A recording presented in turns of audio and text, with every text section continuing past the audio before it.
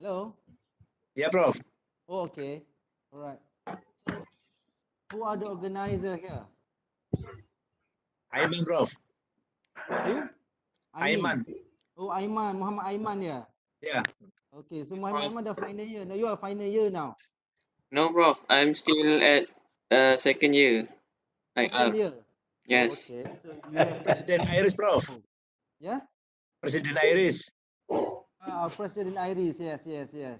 No, no Iris in the Republic of Ireland, yeah.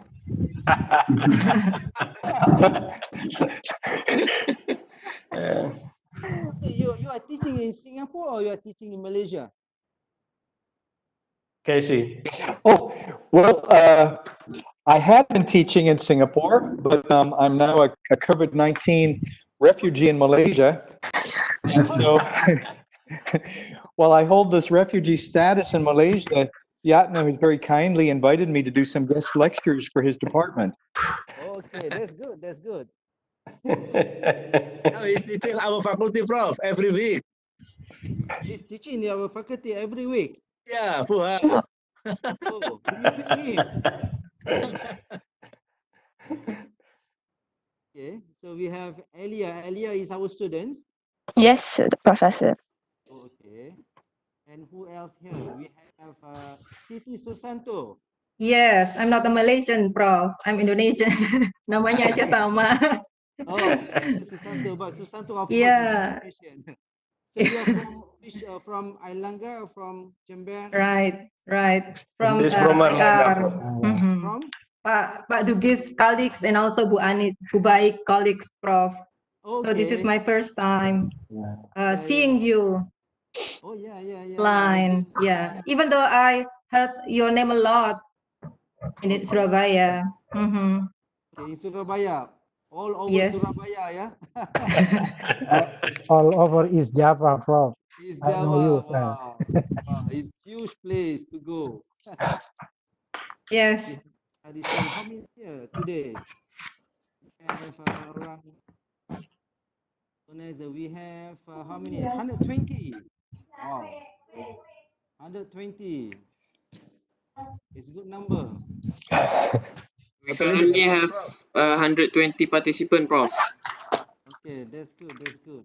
Very I mobilize my student, Prof. actually And also, I would like to say hello to Pak Casey because this is my first time to meet It's, Pak Casey personally through online. yeah, Siti, let me say hello to you. It's very nice to meet you. And Yeah, it's thank nice you to for meet you everything you're too. doing to help us. Yeah. Yeah, because last time when you visited Erlangga, I wasn't there because I have some personal issues. So yeah, Oh, it kind of, yeah. well, it's really nice to meet you today. Yeah, me too. Okay, Dr. Casey.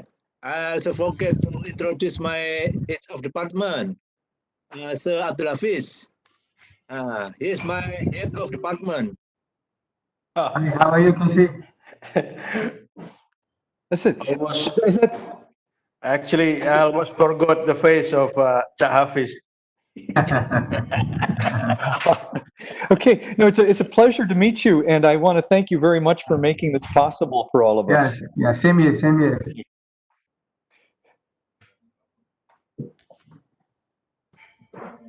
So, Casey, when do you arrive in Taipei? Oh, well, you know, Taiwan has closed its borders to foreign visitors. Sure, sure, yes. Yeah, so it's impossible to go there. Impossible, yes. Except Yeah. those who are coming from Vietnam, actually.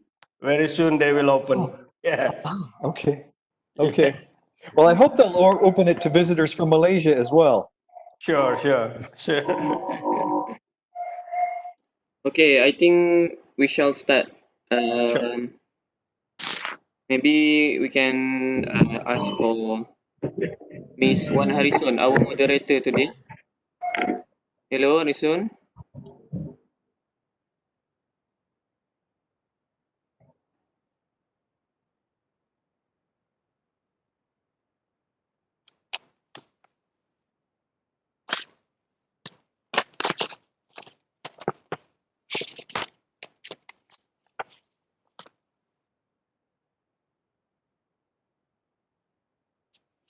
Harrison.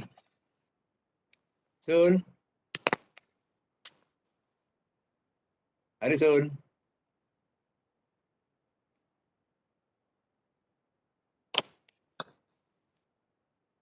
Aiman.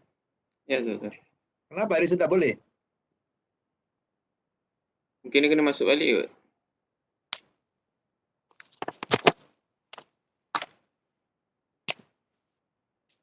Sun, suara mana? Tak ada suara dia.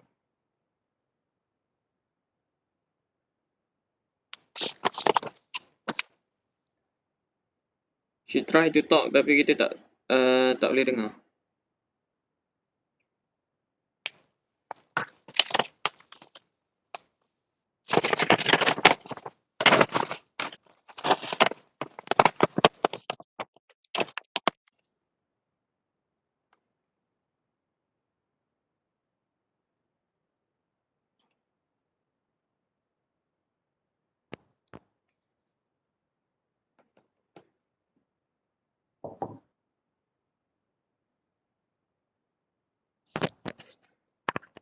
Harrison.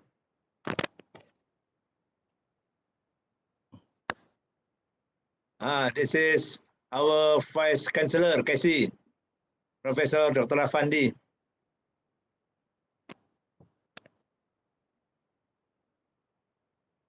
Hello, can you listen to me? Yes, yes. Yes, Dr. Okay. Yeah. Okay. So Maybe while we- waiting for Wan Harrison, maybe we can start with Ilya first. Is that okay, Ilya? Yeah, I'll just read off her script, if that's okay. Yeah. All right. So very welcome to all the lecturers, Dr. Fendi, Sir Majid, Mr. JC, and all the Dr. Fendi as well. So Yep. welcome as well to all the viewers. Today we are going to have our first webinar, our first international webinar on COVID-19 and its impacts on the global effects. So give me a minute. I'm just going to open her script real quick. So we are. So if you wouldn't mind, I would love all of you to grab a quick Snapchat or a snapshot or a screenshot of you viewing our broadcast, and maybe tag us in social medias at Iris, Uniza Iris, or any other social media platforms. And since there's quite a few number of participants here, I hope to see a lot of tagging in the social media. So good afternoon, everyone. Ladies and gentlemen, we would like to greet everyone on this lovely afternoon. Good afternoon, Professor Dr. Afendi, our Deputy Vice Chancellor of Student Affairs of Sultan Zainal Abidin. Professor Zuhaira Abdul Gadas, the Dean Faculty of Law and International Relations of UNIZA. Dr. Suyatno, the Deputy Dean of Law and International Relations. Sir Hafiz bin Muhammad, lecturer from the School of International Relations and Law of UNIZA. Dr. Abu Bakar Ebihara from University Jember, Indonesia. Dr. John K.C. Hammond from Singapore University of Technology and Design. Dr. Vincenzo Dugis from National Cheng Chi University of Taiwan. Dr. Siti Rokmawati Susanto from University Airlangga, Indonesia. And Dr. Abdullahi Ayodi Ahmad from University Sultan Zainal Abidin. I would also like to welcome all our communities from International Relation Student Society of UNIZA, Taiwan, Singapore, and Indonesia. And to all the live viewers who are watching us from home right now. I am Ilya Zairin. I will be taking over Wan Harrison for she has a few technical problems right now. And I will be your moderator for the first section. Hopefully she will be all right for the second session. And for today, during the live, if there is any questions that you would like to ask, you can feel free to post it either on our Facebook Live or you can put it in the chat that is available in our WebEx platform. I would also like to remind all lecturers that there will be a time limit of 15 minutes because we are short on time today, but there will be a Q&A session right after the first session and the second session. Okay, before we go further into our presentation, I would like to invite Sir Hafiz bin Muhammad Sir Hafiz Majid from the School of Faculty and International Relations to give a short welcoming speech. Thank you, Ilya. I hope that all of you can hear me loud and clear. Bismillahirrahmanirrahim. Assalamualaikum warahmatullahi wabarakatuh dan salam sejahtera. First and foremost, I would like to thank our Deputy Vice Chancellor, Professor Dr. Muhammad Afandi bin Saleh, for being able to join us to become the speaker as well as to grace our national webinar for today. And then I would like to also welcome all the distinguished speakers that we have today, as well as the participants from Malaysia, from Indonesia, as well as Taiwan. On behalf of the Faculty of Law and International Relations, I welcome you to this international webinar, COVID-19, and the effect global order. And again, thank you for being able to join our discussion today. As we all know, COVID-19 has changed the landscape of many things. And of course, it basically going to change the landscapes of international politics as well as international relations.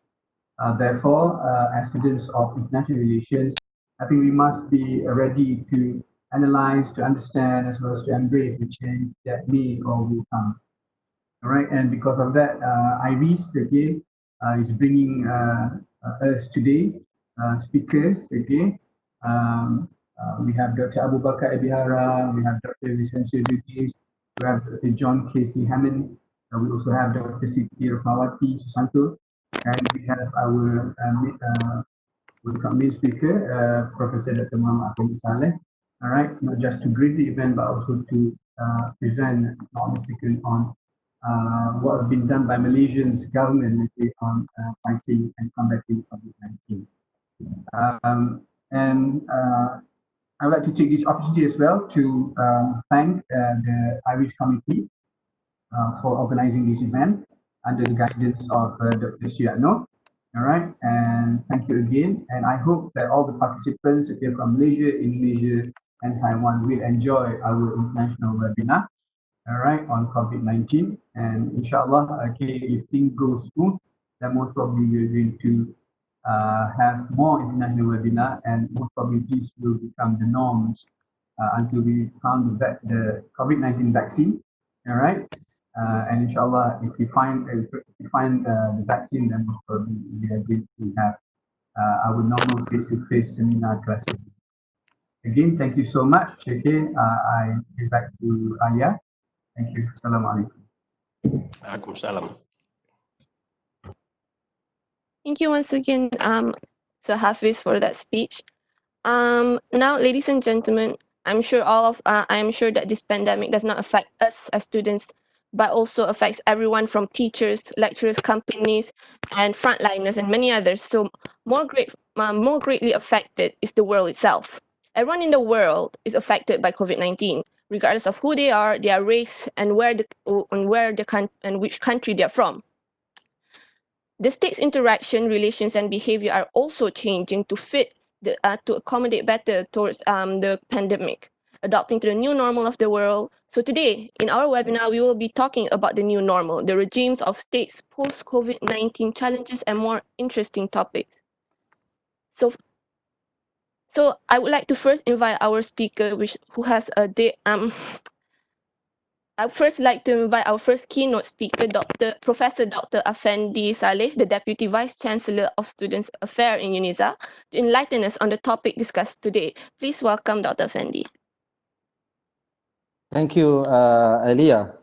Assalamualaikum warahmatullahi wabarakatuh. Waalaikumsalam. Alhamdulillah rabbil alamin wa bihi nasta'in. Allahumma salli ala sayyidina Muhammad wa ala ali sayyidina Muhammad. First of all, congratulations to all committee members, organizer, Faculty of Law and International Relations, all my colleagues here, distinguished speakers, participants. Then I really feel very obliged and how to say this, very happy to be invited to give my speech in this international online seminar. though the preparation is not, I think, it's because of the constraint of times, and so the contents hopefully give some benefits to all. If not, no, everything should be something for us, inshallah. Yeah, the topics that we discuss is very current, contemporary, and the timing is very that require us to think internationally, because this pandemic is international in nature. Yeah, friends and participants, let me read my speech actually. In the realm of infectious disease, pandemics is the worst scenario. When an epidemic spreads beyond a country borders, it officially becomes a pandemic. Communicable disease or pandemics existed since the early life of humankind.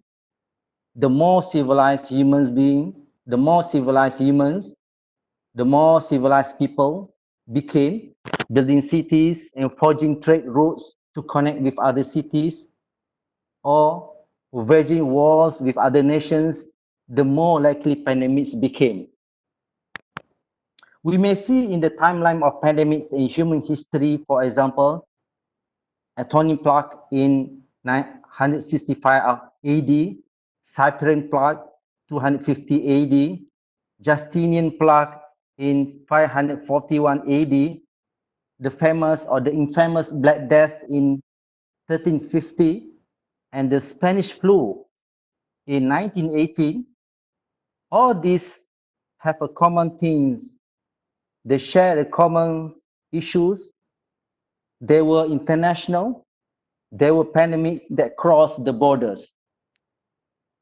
And now we are facing the 21st century disease, a novel coronavirus or COVID-19 that has been declared a pandemic on February 2020, and now it has spread globally to more than 163 countries without any available vaccine. As now, the COVID-19 has caused the multi-dimensional crisis and generated extraordinary costs. Hundreds of thousands of people have lost their lives. Tens of millions have been losing their jobs.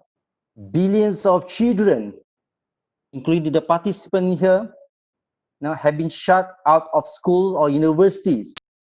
And trillions of dollars worth of economic activities have been disappeared. Thomas Wright, senior fellow of Brookings Institution, asserts that the phenomenon of COVID-19 pandemic has nothing else since the time approaches the societal, political, and economic effects of virus on populations around the world. In my opinion, the pandemic forced the nations across the globe, including the major powers, to face the uncertainties internationally and domestically. Look at the US and some EU countries now. We have to think, suggest, advocate collectively, using our collective imaginations to set a new equilibrium among political, economic, social, and environmental systems towards common goals. We do not know what other crises might still arise during the rest 2020 or onwards, nor the consequences the pandemic might bring. We hope for the best, but at the same time, we should leave some space for the worst things could get. My friends, ladies and gentlemen, the magnitudes of the COVID-19's impact have varied between countries. Some countries have been successfully in managing and limiting the spread of the disease and preventing or minimizing, by God's will, the death of their citizens. In this regard, I would like to share with you all how Malaysian government and their citizens play their roles in managing and limiting the spread of the disease. It's worth to note that Malaysian government has followed the procedures set by the WHO, World Health Organization, and has advised experts to deal with and prevent the disease from spreading widely. Hopefully, these presentations or my presentations could enlighten and benefits all of us. So, Gonese, could you please show my slide, please? Thank you.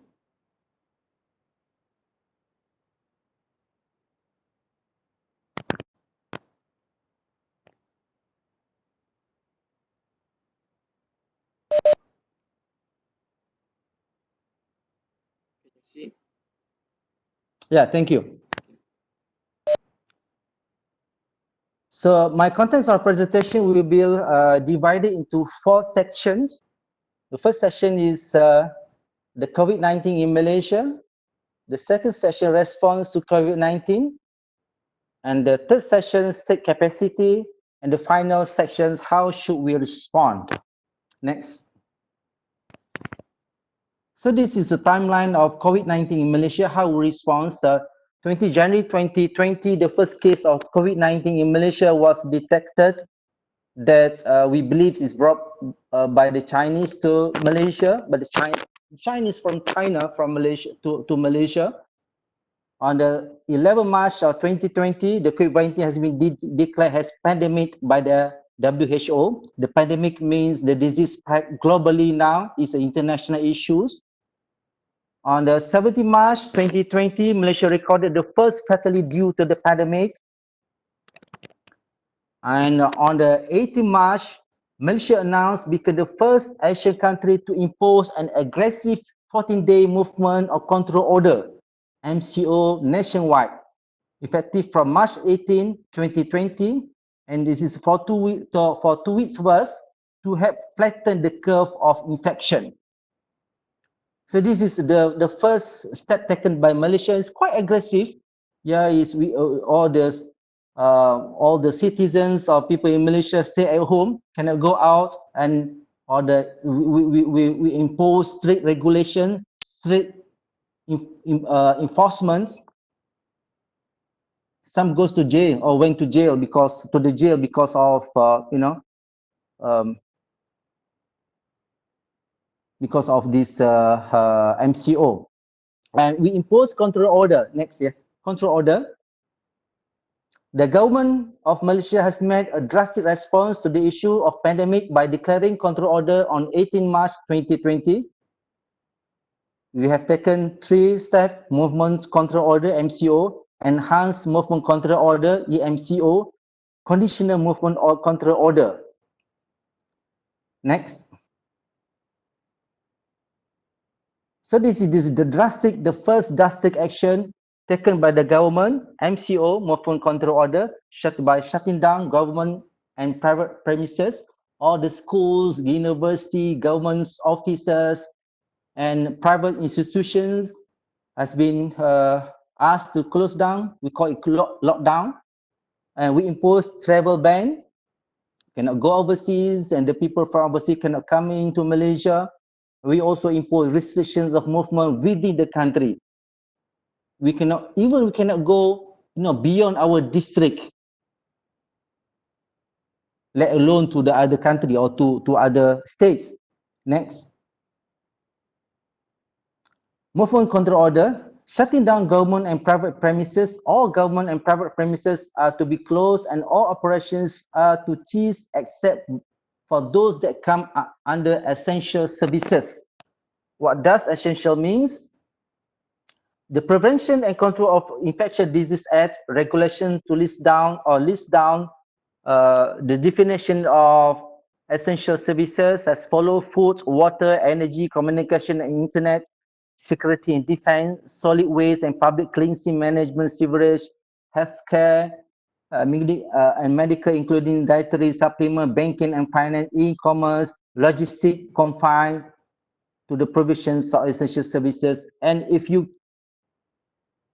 all the list is not included the education. It's not under the essential services. So meaning the schools that we mentioned is that billions of students, cannot go to the schools, including the students, university students. So because it's not under the services or under the essential services. Next.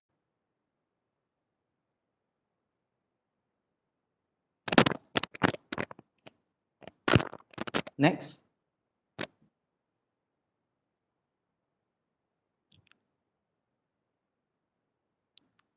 Hello? Yes, Doctor, we can hear Okay. you. Okay, thank you.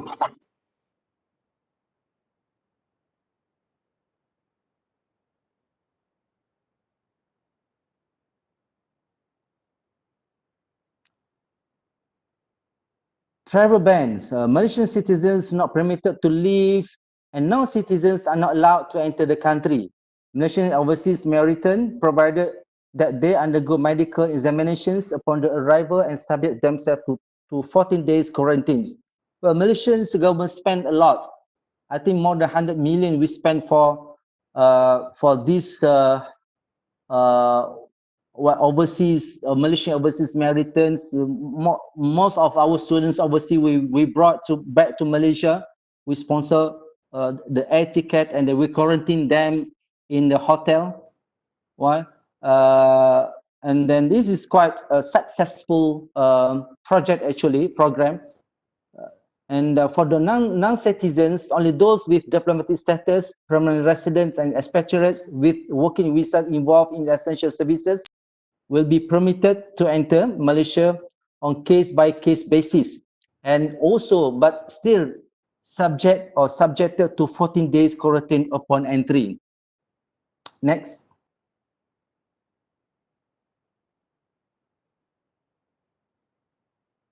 And we also impose restrictions of movement within the country. Public gathering, including religious meetings. The mosque has been closed for Jummah prayer. This is quite serious, actually, for the Malaysians. So, this is the weekly religious activities and never happened in our history since the independence. Yeah, we close or we load down our mosque or our masjid for congressional prayer. We also impose a ban for recreational activities and social gatherings throughout this period.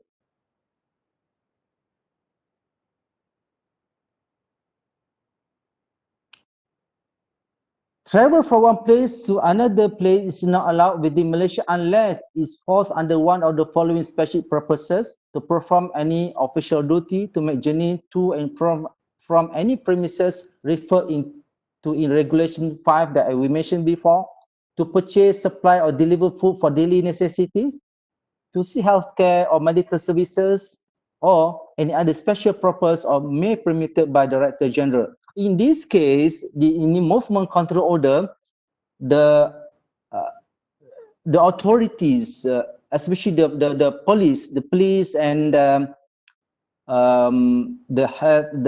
Ministry of Health, play a very important roles. In fact, is very strict. Some of the students or youngster has been taken to the jail because of their is not follow the regulations during these periods, unfortunately. Next.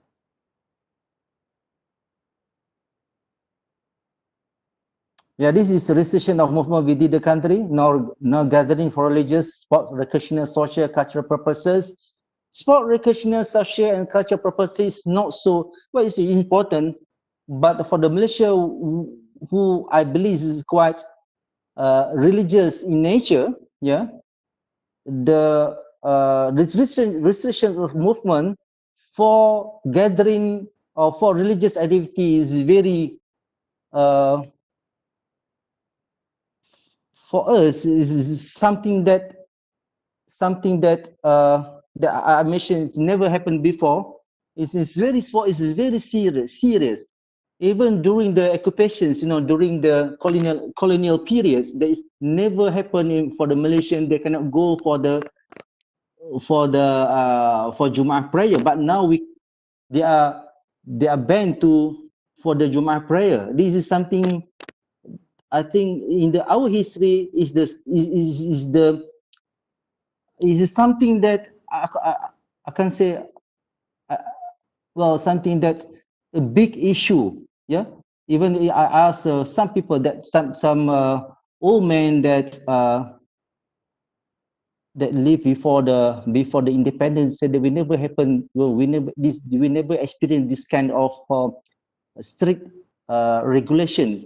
We cannot perform our religious duty, go to masjid, perform our daily prayer in the masjid, but now we cannot go there to the masjid. It's something that why the government should have done this, and why? Now, but this is what I try to propose here. I could say we are very successful in limiting the disease or preventing the spread of disease because of the people. They trust the government. No, we discuss later. Yeah.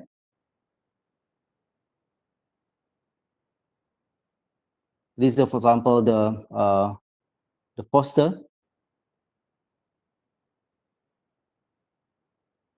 Yeah, and at the same time, the government also provides some simulations, stimulus package for economic activities. We know that because we shut down all the industries or private premises, it shut down the economic activities. So the government have to provide some funds, package, a similar economic package to stimulate the economic activities. Yeah, billions.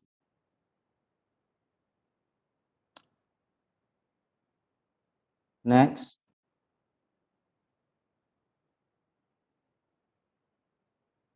Yeah, this is distributions of the cases. Yeah, when we lock down or we impose the MCO, we can see the results. We can see the result is the curve is going to flat. So our objective to flatten the curve is quite successful during this period, and now we could say that it's very successful. In fact, we are the internationally. Malaysia government Malaysia government have been recognized as one of the countries that's successful limiting the spread of the COVID-19. Next. Here's the graph of the distribution of COVID-19 cases according to date of confirmations now until the 25th of June. You can see the graph there coming down, and now we are very happy with the graph, alhamdulillah.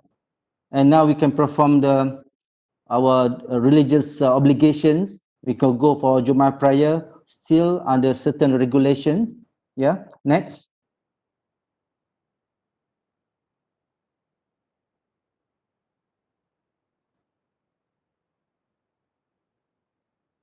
This is just the death is 1.4% is the lowest. This is the lowest in the world actually. Why? Because we can flatten the curve. The hospital can manage or can do the treatment the best they can provide. Next. Yeah, this is the number of active cases by state. Yeah, some states have 0 cases now. Yeah, this is has June 25th June. We still have 90 cases in Negeri Sembilan, one of the state in the center of Malaysia, in the south of Malaysia. In Terengganu, in my place, my hometown, is zero case in Perlis. So some states are we don't have any case of COVID-19. Yeah, so it's a green area now. Next. Well, this is the something that that I want to propagate, or we want to discuss about the state capacity and public trust. Yeah, that well, it's already clear why some countries have done better than others in dealing with the crisis so far, and there is a very reasons to think those trends will continue. Yeah, it's not a matter of regime type, democratic. We have a Chinese government, it's a communist country. We have a socialist country, we have democratic country like in US, but I would say is the worst. You know how they manage the pandemic not very well. Yeah. The factor responsible for successful pandemic response has been, in my opinion, and I think I agree with Fukuyama, yeah, because of state capacity, the competent state apparatus.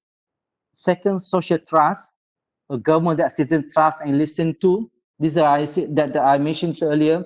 You know, for Malaysians, we are very religious people. We have the majority are Muslim. They go to the mosque. They perform daily prayer. They perform weekly congregation prayer, Jummah prayer. But now the government stopped them to go to perform their activities, the religious activities.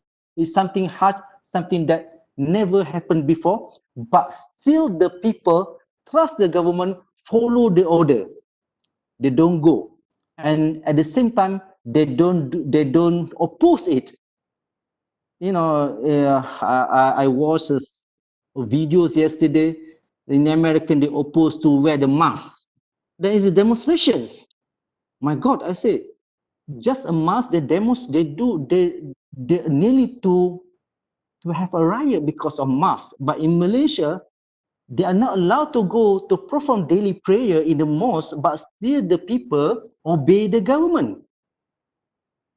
It's about, you know, in our belief, to perform the prayer is something, you know, we have is seen, good and seen, yeah. They have the hereafter consequences. Dosa pahala, we call dosa pahala, yeah. So if we don't perform it, it's a sinful. But we trust the government.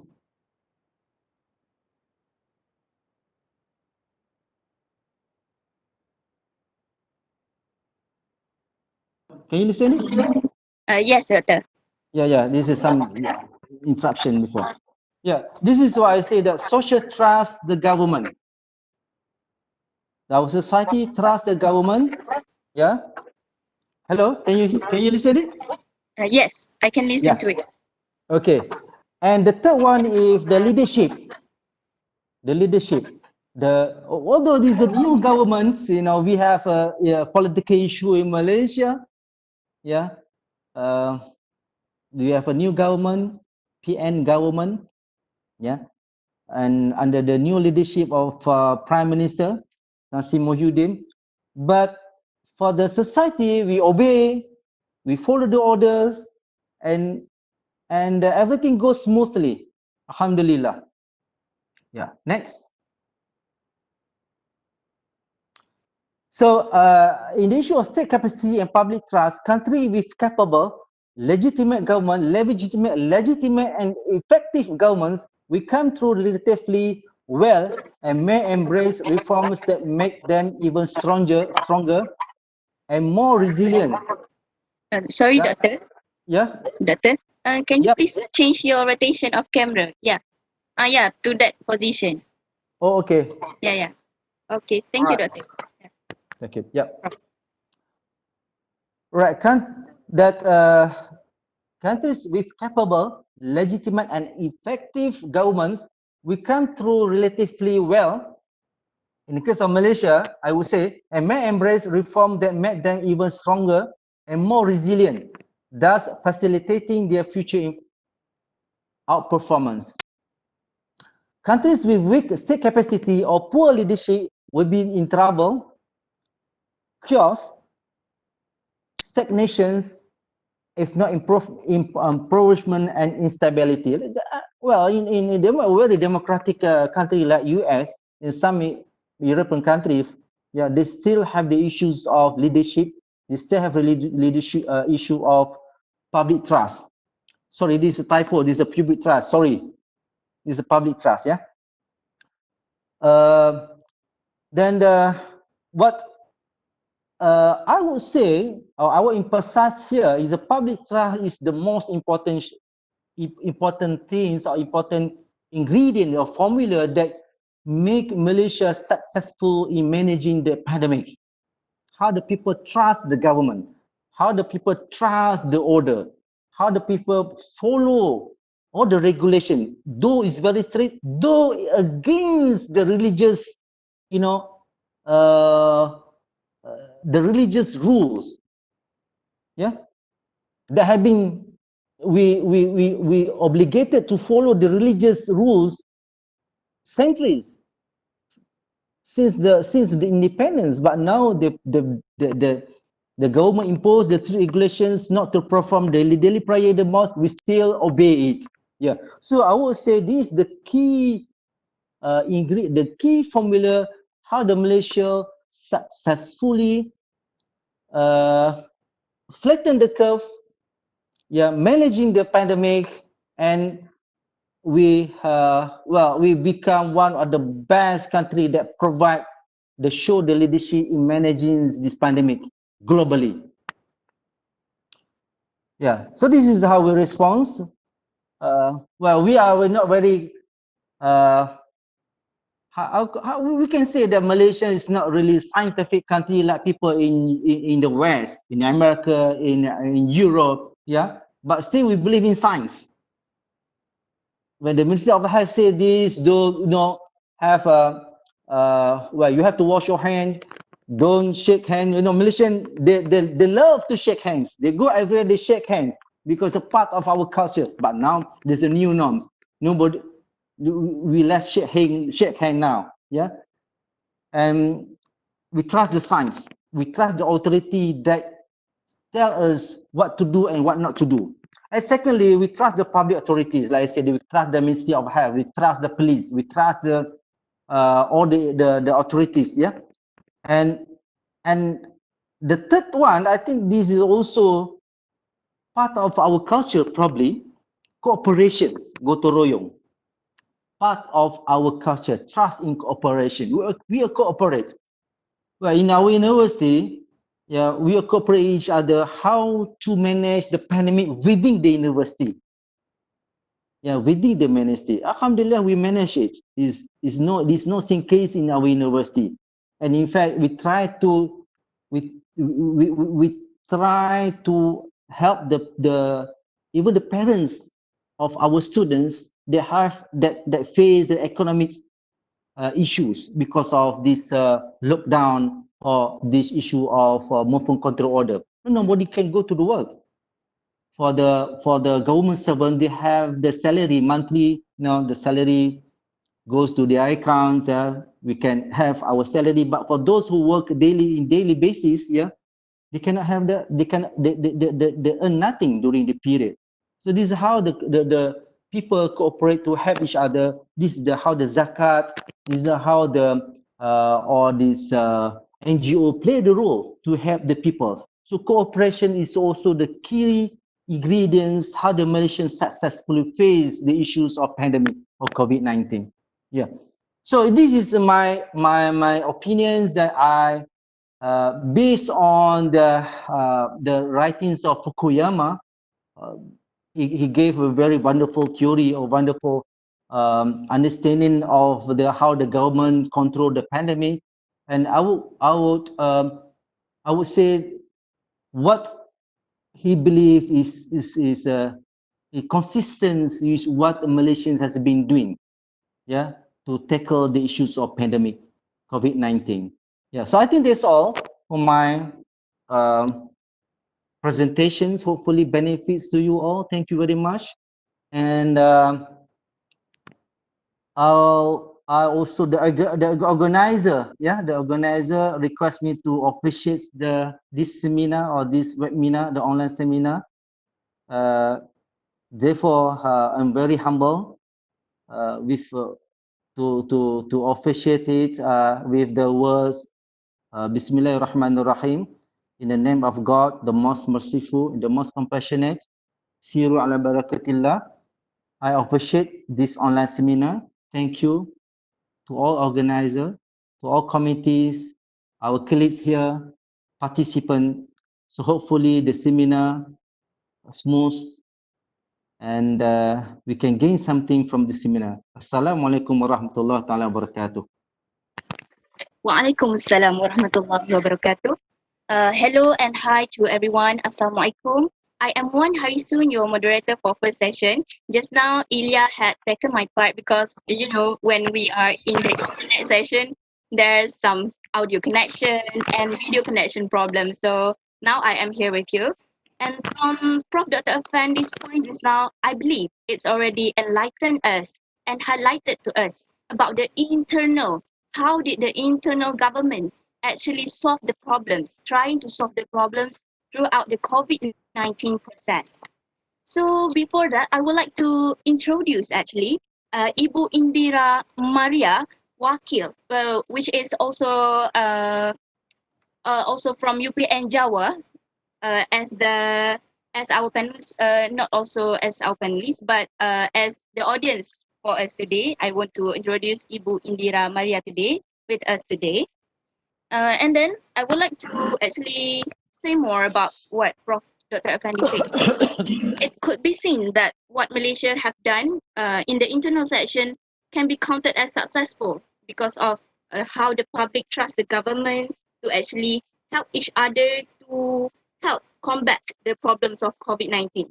And it is need to be reminded today that even though COVID-19 have been prevented, but it is still not 0% yet. It still have a lot of things that we need to do to actually prevent and avoid COVID-19 from keep spreading into this Malaysia and also from the world.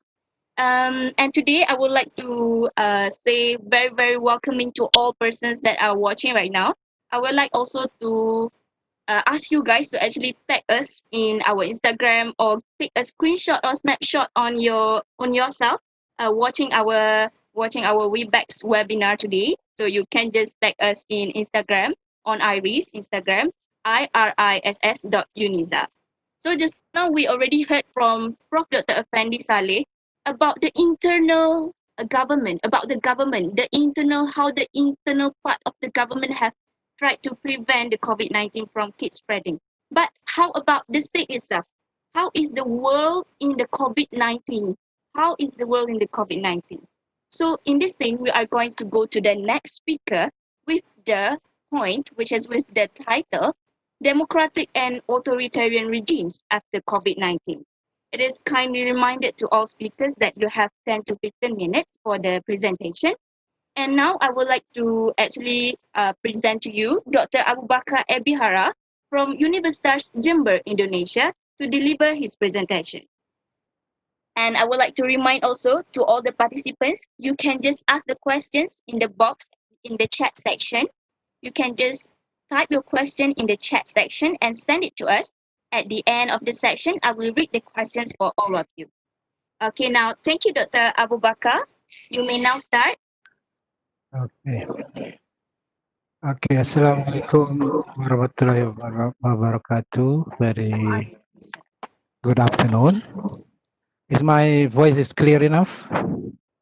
Yes, Doctor. Okay, thank you. So I thought I'm not the first one to speak according to the flyer, but doesn't matter because it's been introduced by the moderator. First of all, I would like to thank the organizer, Pak Yatno and the Vice Chancellor, Timbalan Chancellor, for inviting me to present my my paper. The title of my presentation is Democratic and Authoritarian Regime after COVID-19. Can someone help me with? Okay, all right. Okay, next slide, please. Yeah. My presentation is about whether the democratic and authoritarian regimes in the world has to do with world order after COVID-19, because our main topic, our main theme in this webinar is about world order after COVID-19. And a lot of discussion about the future of democracy in the world after COVID-19. There are someone has written about post-democracy, which is, I think, relevant for our discussion later on. But in general, the question focus on whether democracy is more efficient, more effective in overcoming COVID-19, or whether authoritarian regime is better in handling COVID-19. So I will show you the data later on. And there is a worry. It seems that in general, we believe that authoritarianism is better in handling this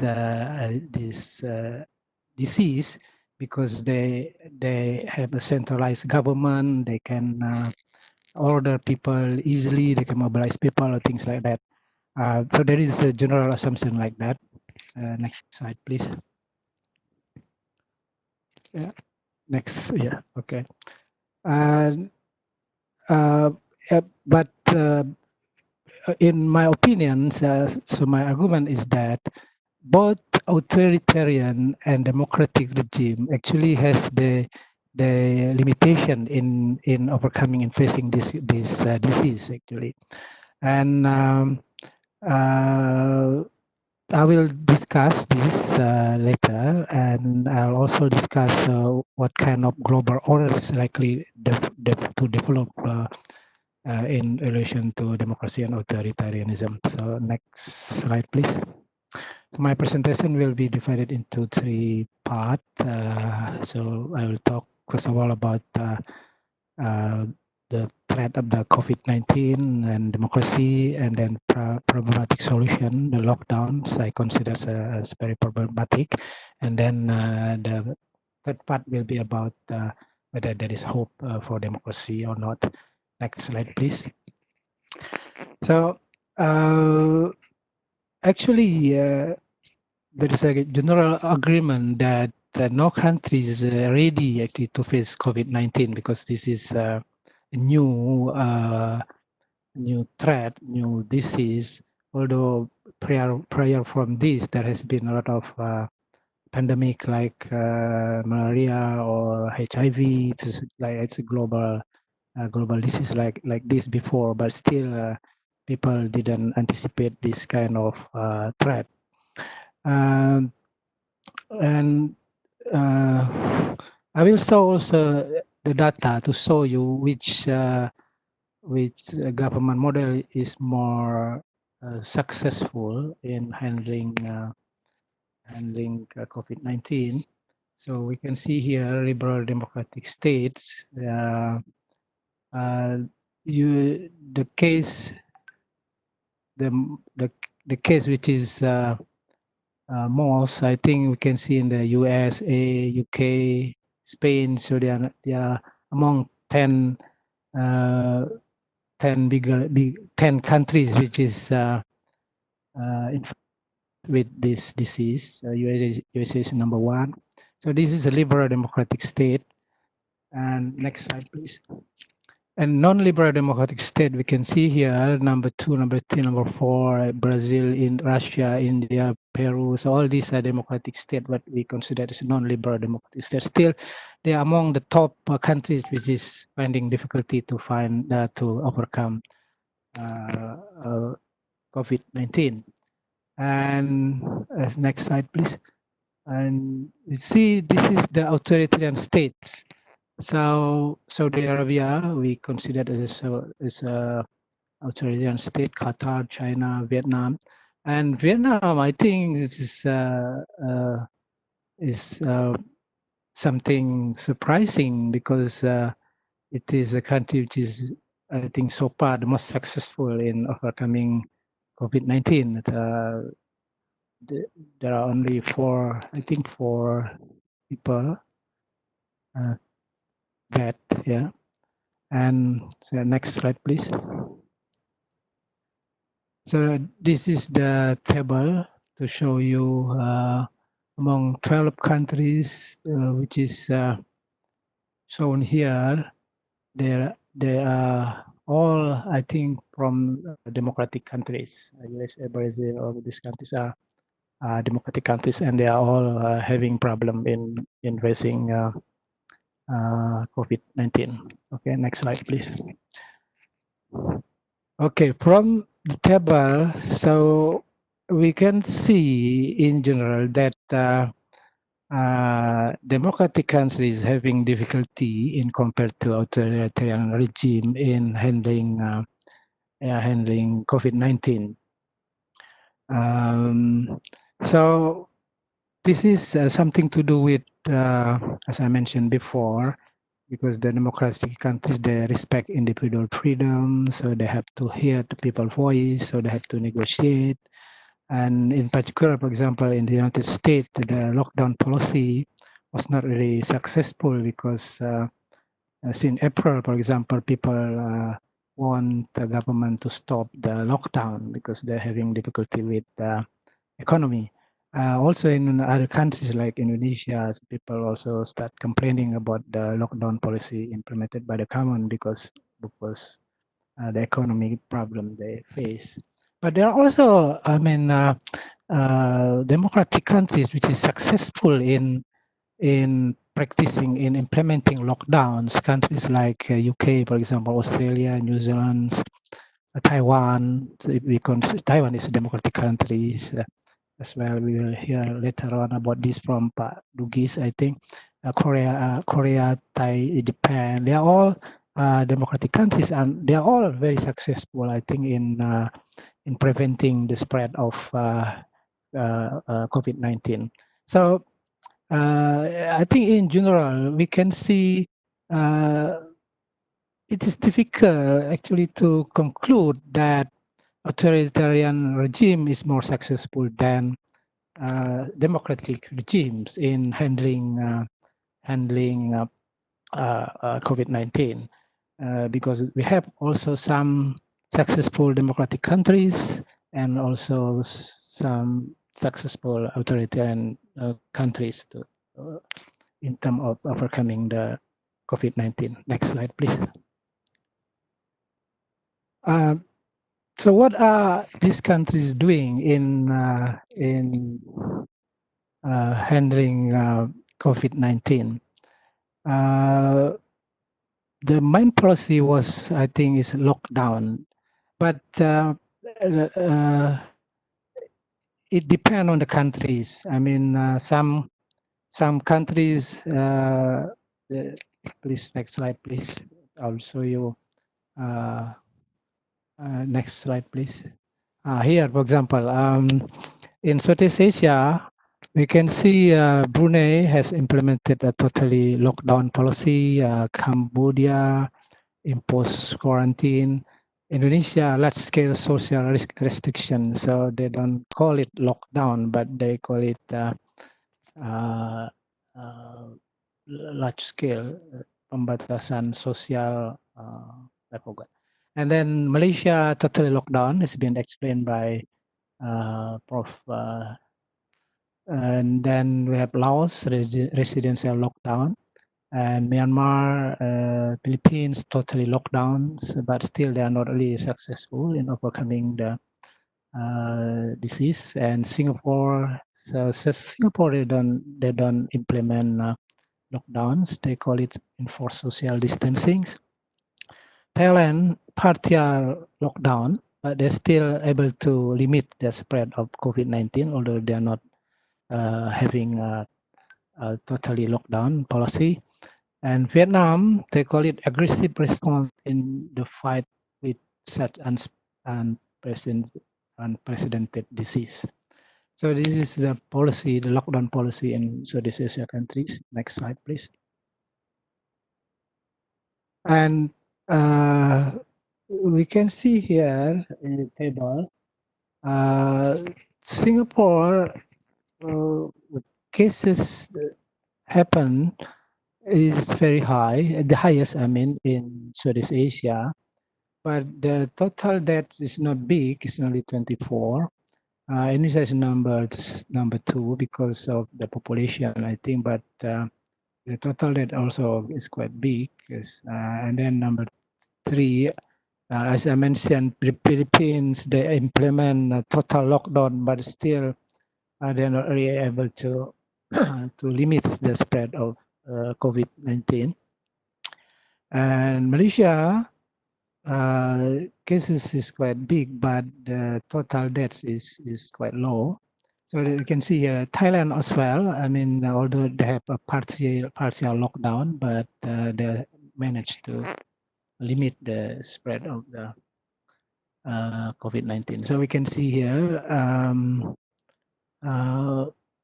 sometime from this picture, from this table, we cannot conclude that authoritarian is better than democracy in overcoming COVID-19.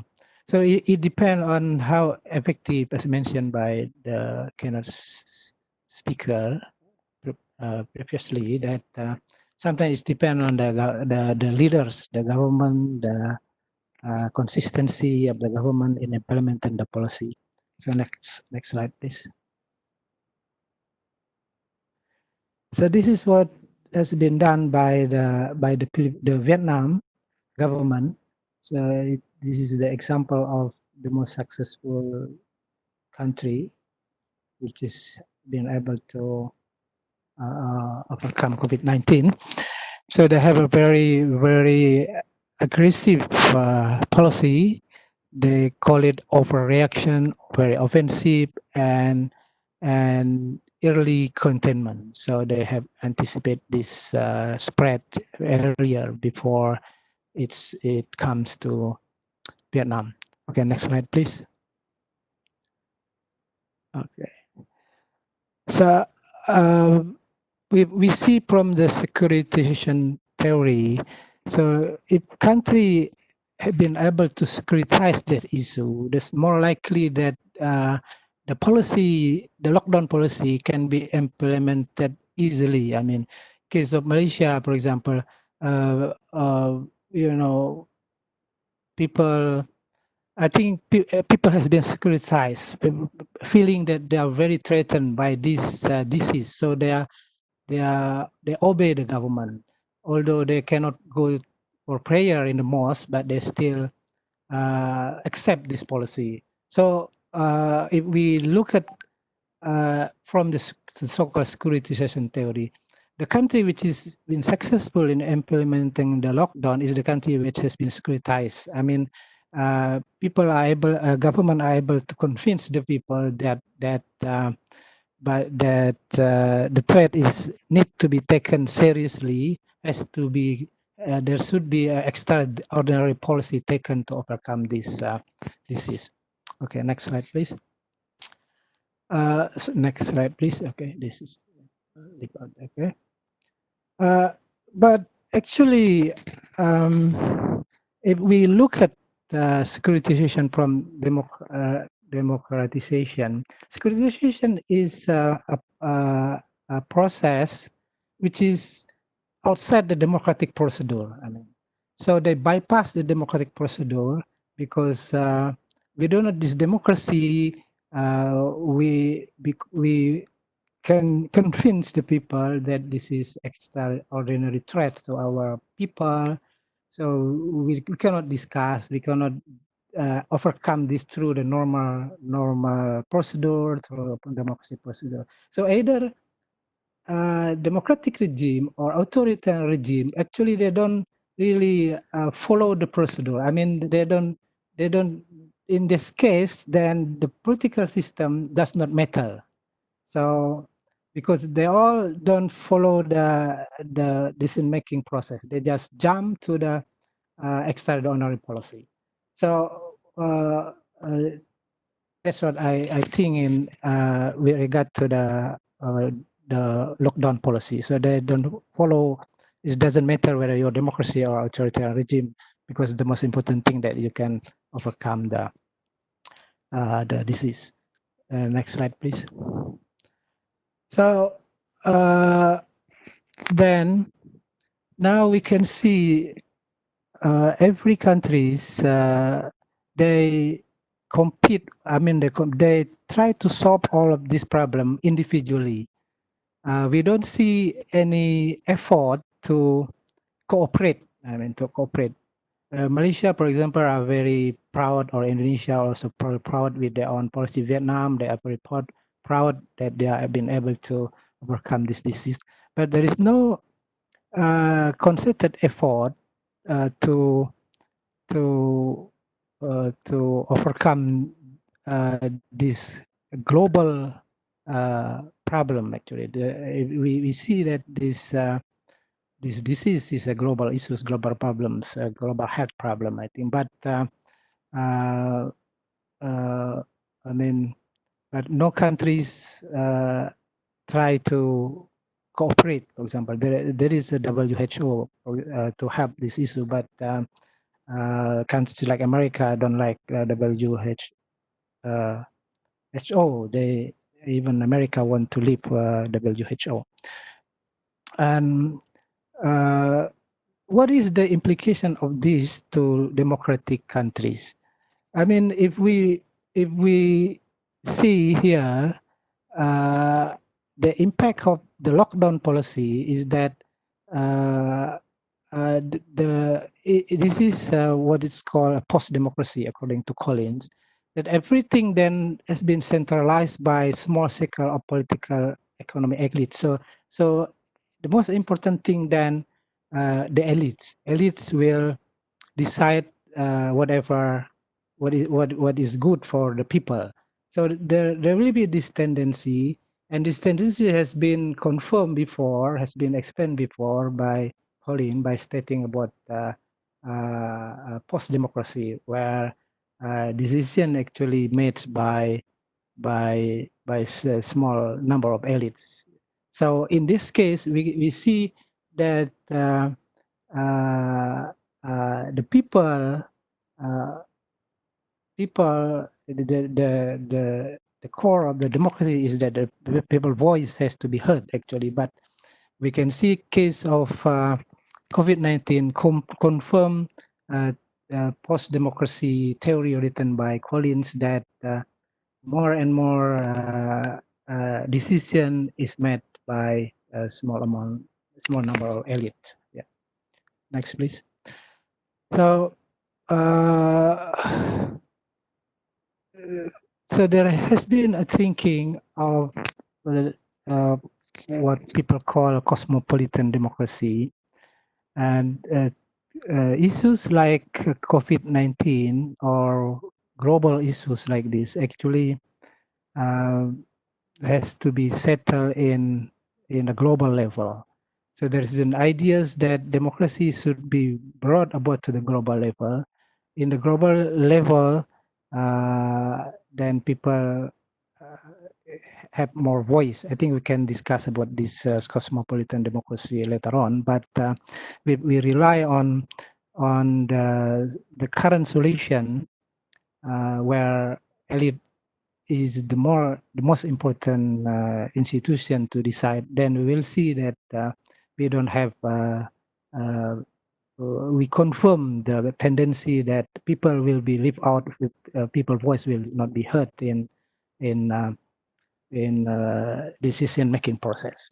So, but I leave to the discussion how to overcome these issues, and one thing that's come out in my mind is the so-called cosmopolitan democracy, and we can discuss it later, whether cosmopolitan democracy will be able to bring back democracy to the people, because if we rely on state-based democracy as we see now, there's been tendency that people's voice will not be heard, because a lot of things will be decided by a small number of elite in the top. But by bringing this issue in a global level, in the so-called cosmopolitan democracy, there will be hope that democracy can be safe in the sense that people's voice can be heard. I think that's my presentation. Thank you for your kind attention. Thank you, Dr. Ebihara, for your presentation. I believe many of your students from Universitas of Jember are watching right now. Many of Sure. the students are watching right now. Yeah, I have many many persons like direct messaging me saying hello to Dr. Ebihara. Oh, sure. Thank you. Okay. From Dr. Ebihara's presentation right now, to all ladies and gentlemen, before this, I was always thinking that authoritarian government regimes would be better at handling this kind of conflict of COVID-19.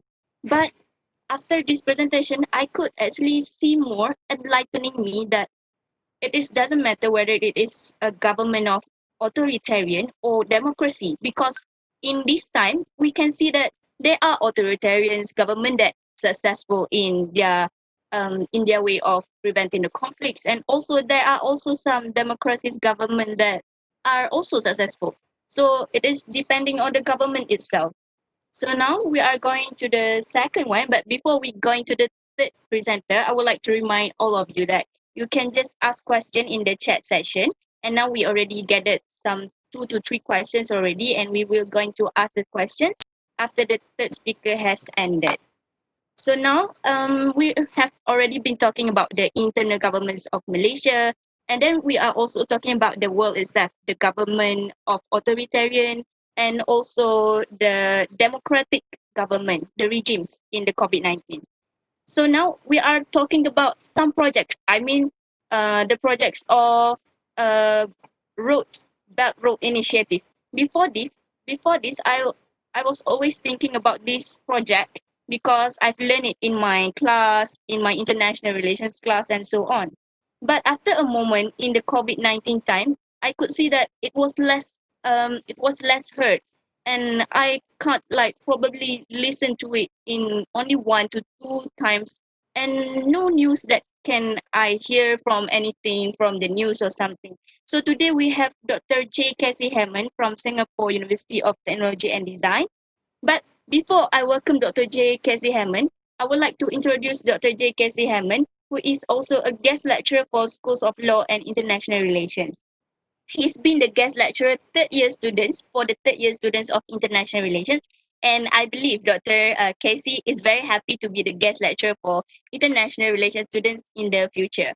So now, I would like to actually give the presenter's part to Dr. J. Casey with the title, which is the Belt Road Initiative Projects, What Lies Ahead for Singapore, Malaysia, and Indonesia. So for that, I would like to welcome Dr. J. Casey Hammond. Yes, please, Doctor.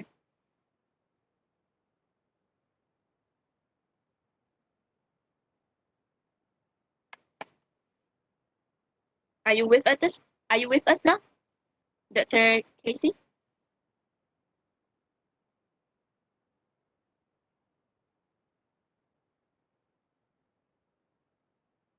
Hello?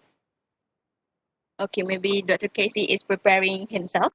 So I would like to remind again to all the participants who are watching right now, you can take a snapshot or screenshot of the forum of this webinar that you are watching right now, and you can tag us, whether in our Facebook page in Iris Uniza, or in our Instagram, which is iris.uniza, uniza.iris in Instagram. And you can just tag us and we will repost the story in Instagram. And then now we are waiting for the presentation for the third speaker from Dr. J. Casey Hammond.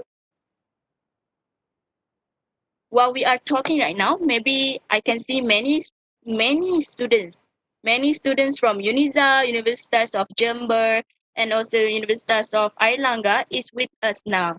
And they're asking a lot of questions. Maybe I will gather the questions and ask them to Dr. Ebihara, Prof. Dr. Effendi, and also Dr. J. Casey Hammond after this.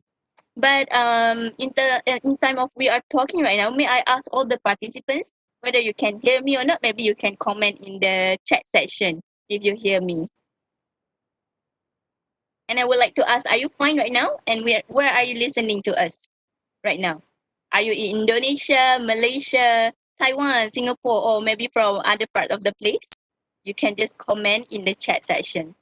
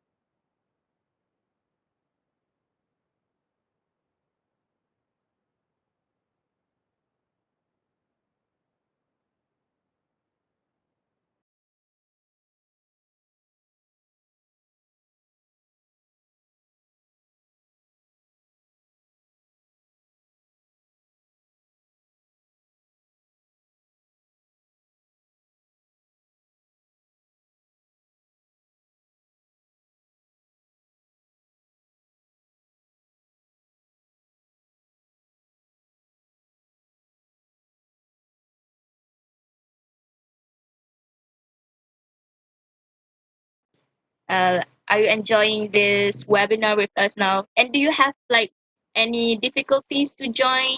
Because I heard many of my friends also have some difficulties to join.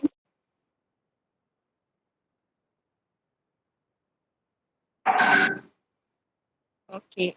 Okay, now we will actually change into another speaker because I believe Dr. J. Casey Hammond have some problems with his technical. So now we are going to change to another speaker. But may I ask first, Dr. Siti Susanto, are you available for this right now? No. Yeah. Okay. Okay. Thank you for the opportunity. So I replaced Dr. Casey Heyman. Do you mean?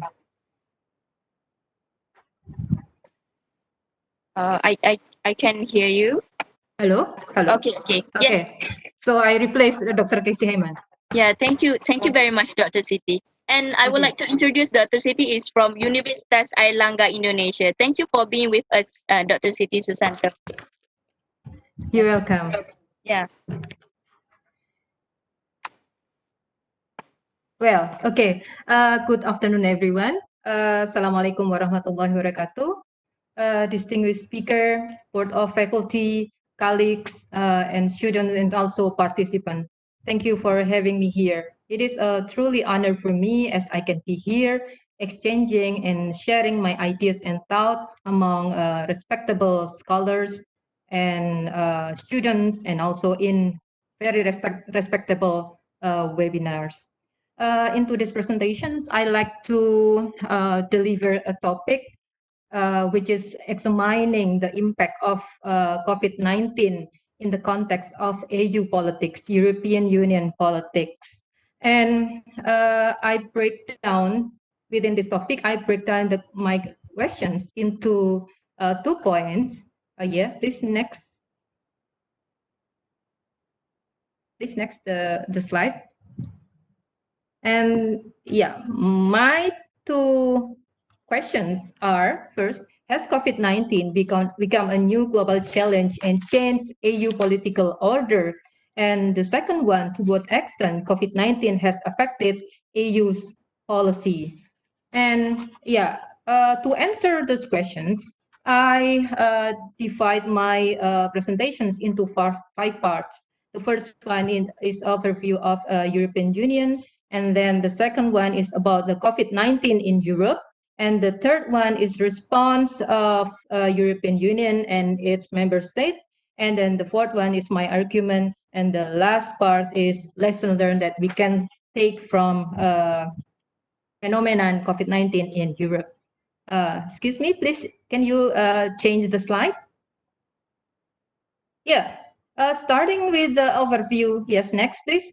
Starting with the overview of European Union.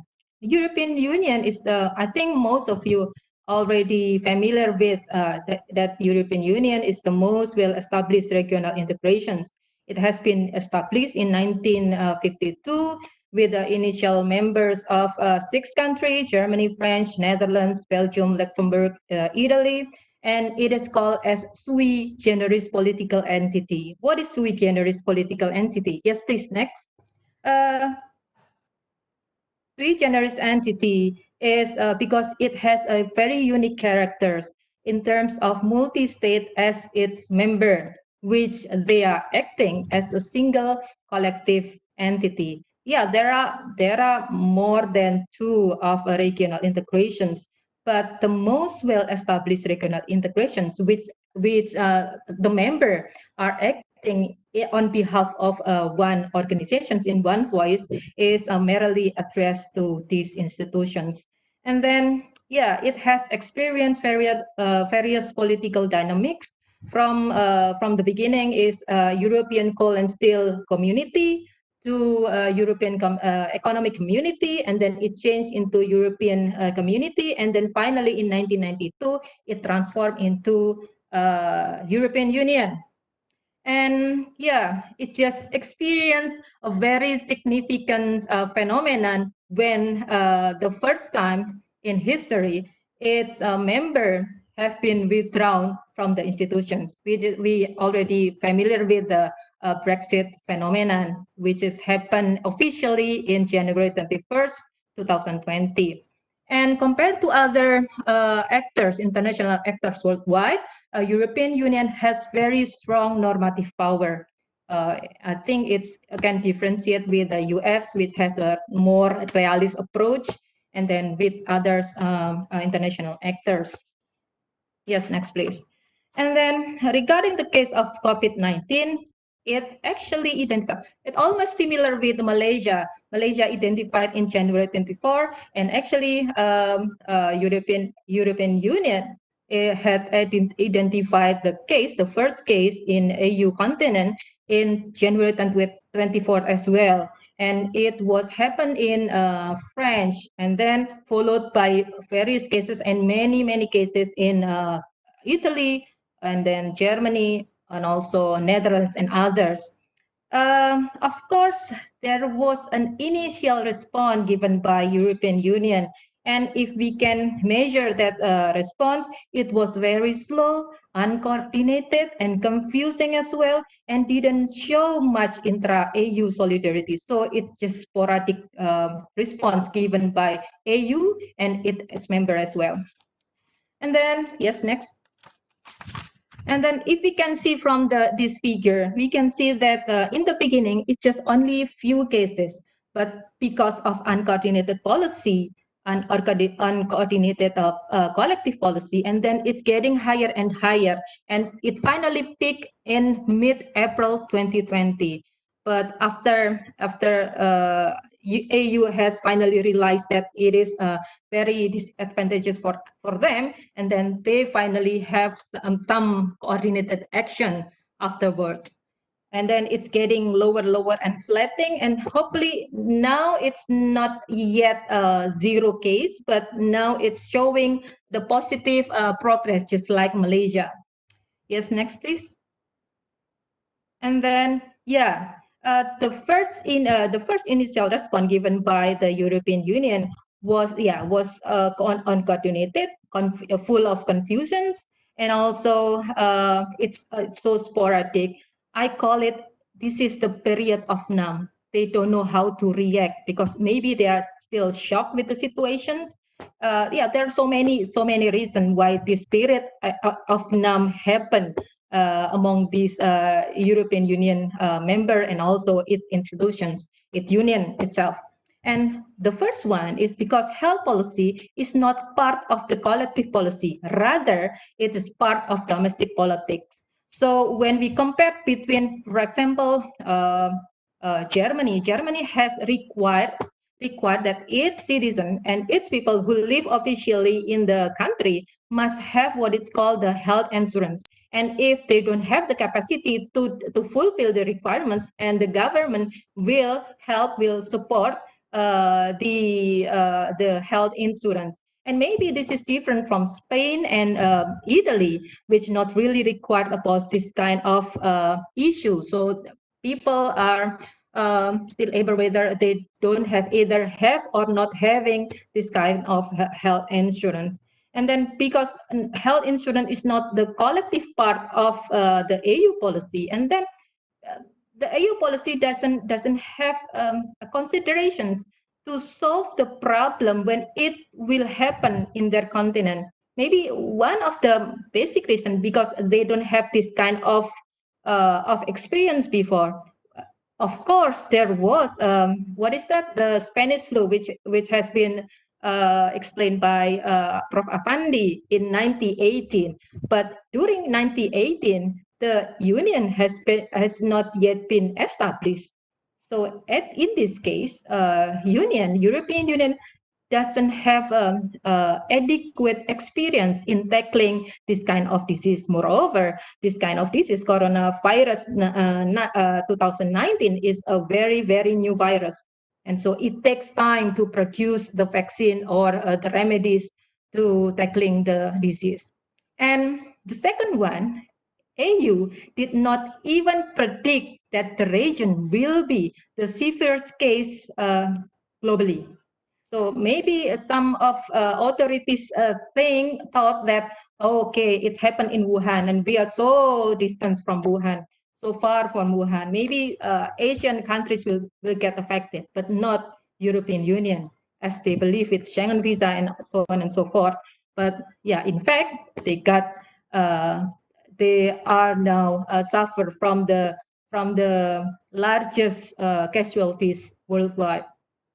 And the third one, which I consider the most important one, is because AU has just recovered from 3 serious challenges. As you know, maybe AU has faced with a financial crisis in 2008 until 2010, a large, very gigantic financial crisis, and then it followed shortly with the refugees crisis in 2013 until now. In fact. And it is because it impacted from the Syrian civil war. And then last one is because Brexit crisis.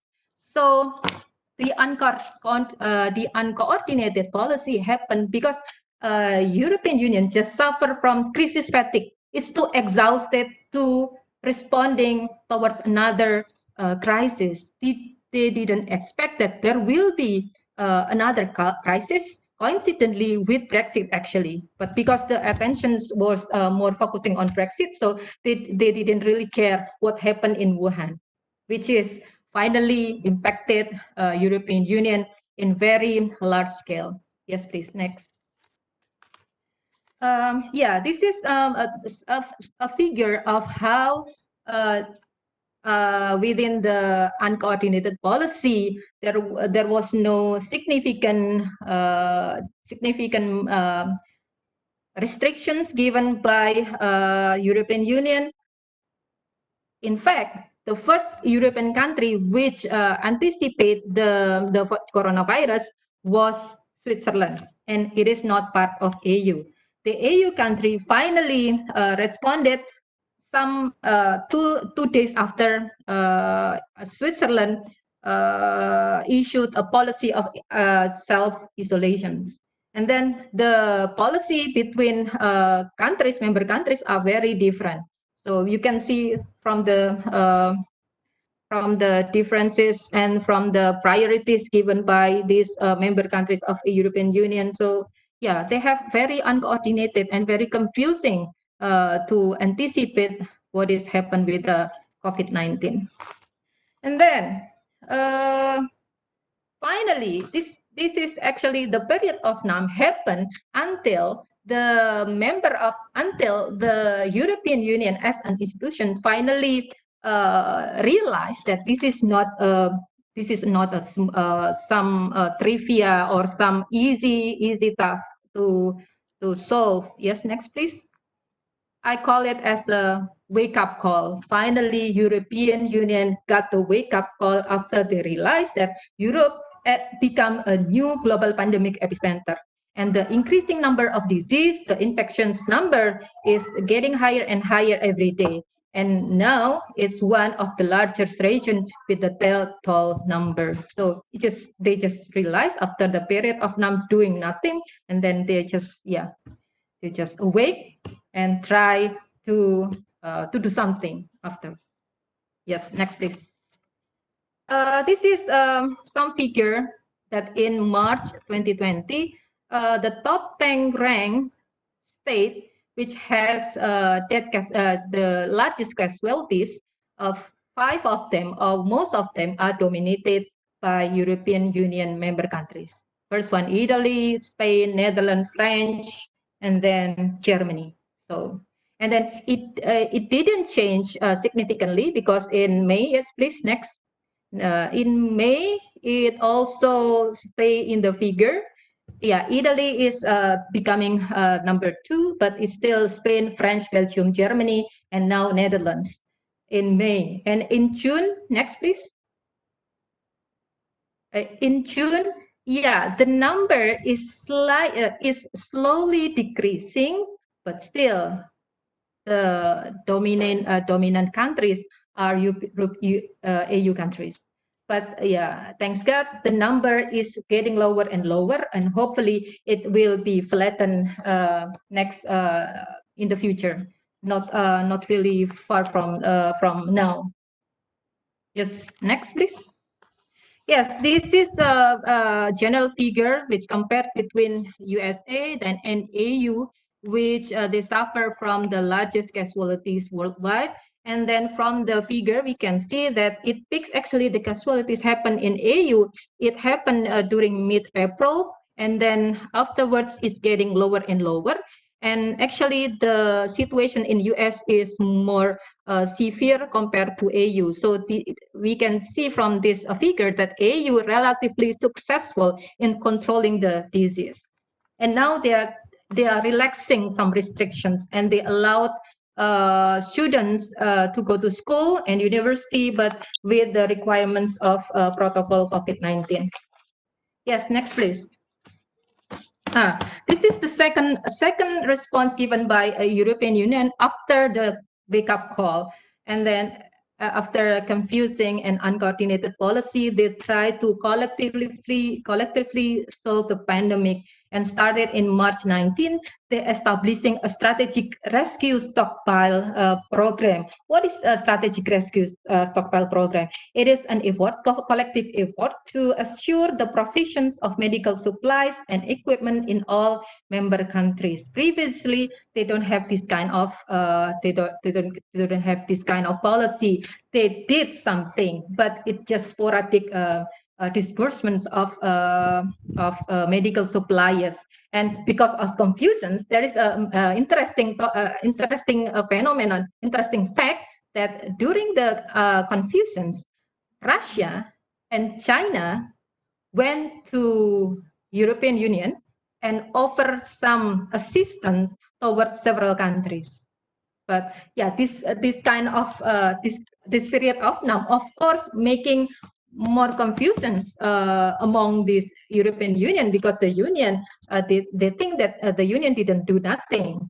So that's why they are in a kind of dilemmatic situations, whether they have to cooperate with China and Russia, or whether they maintain their loyalty with the European Union.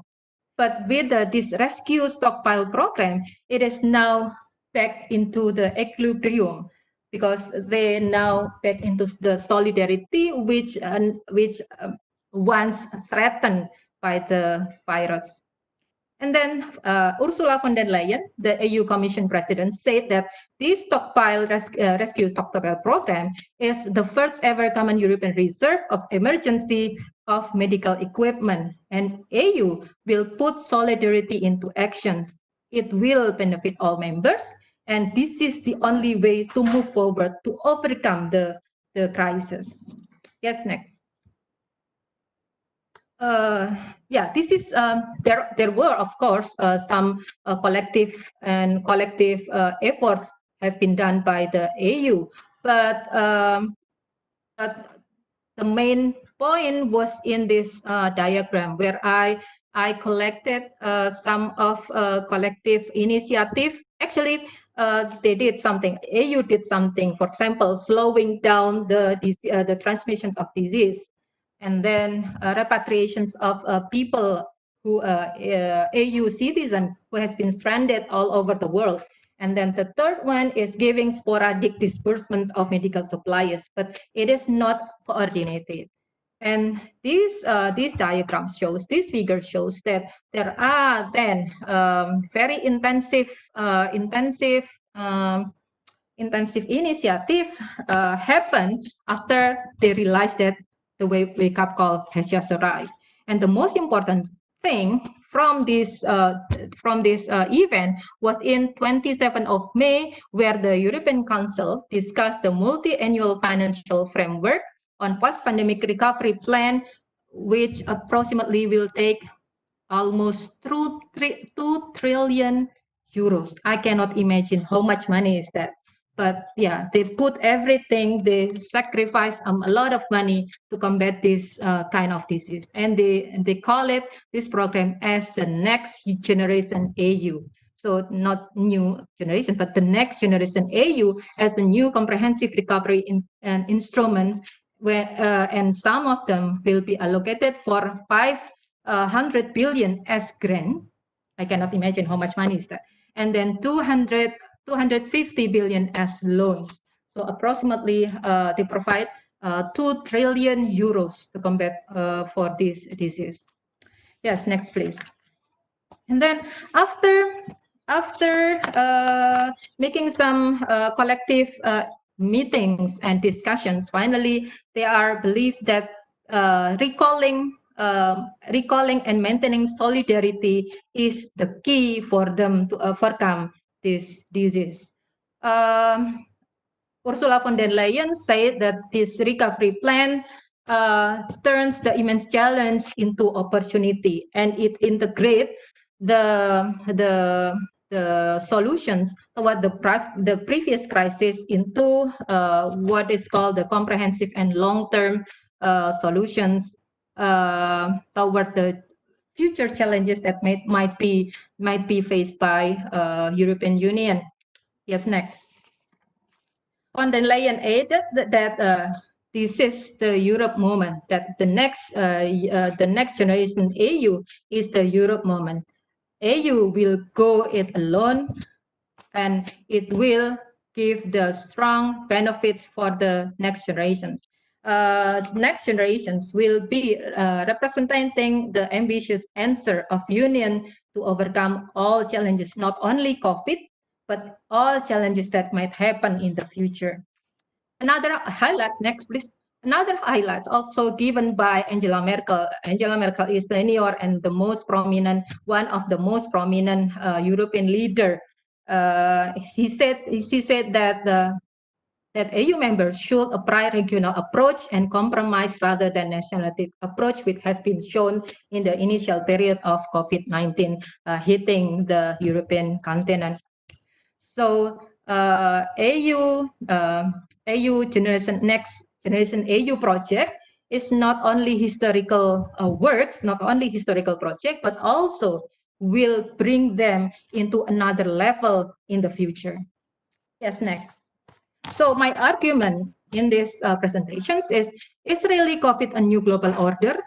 Is really COVID-19 bring a new global order for AU?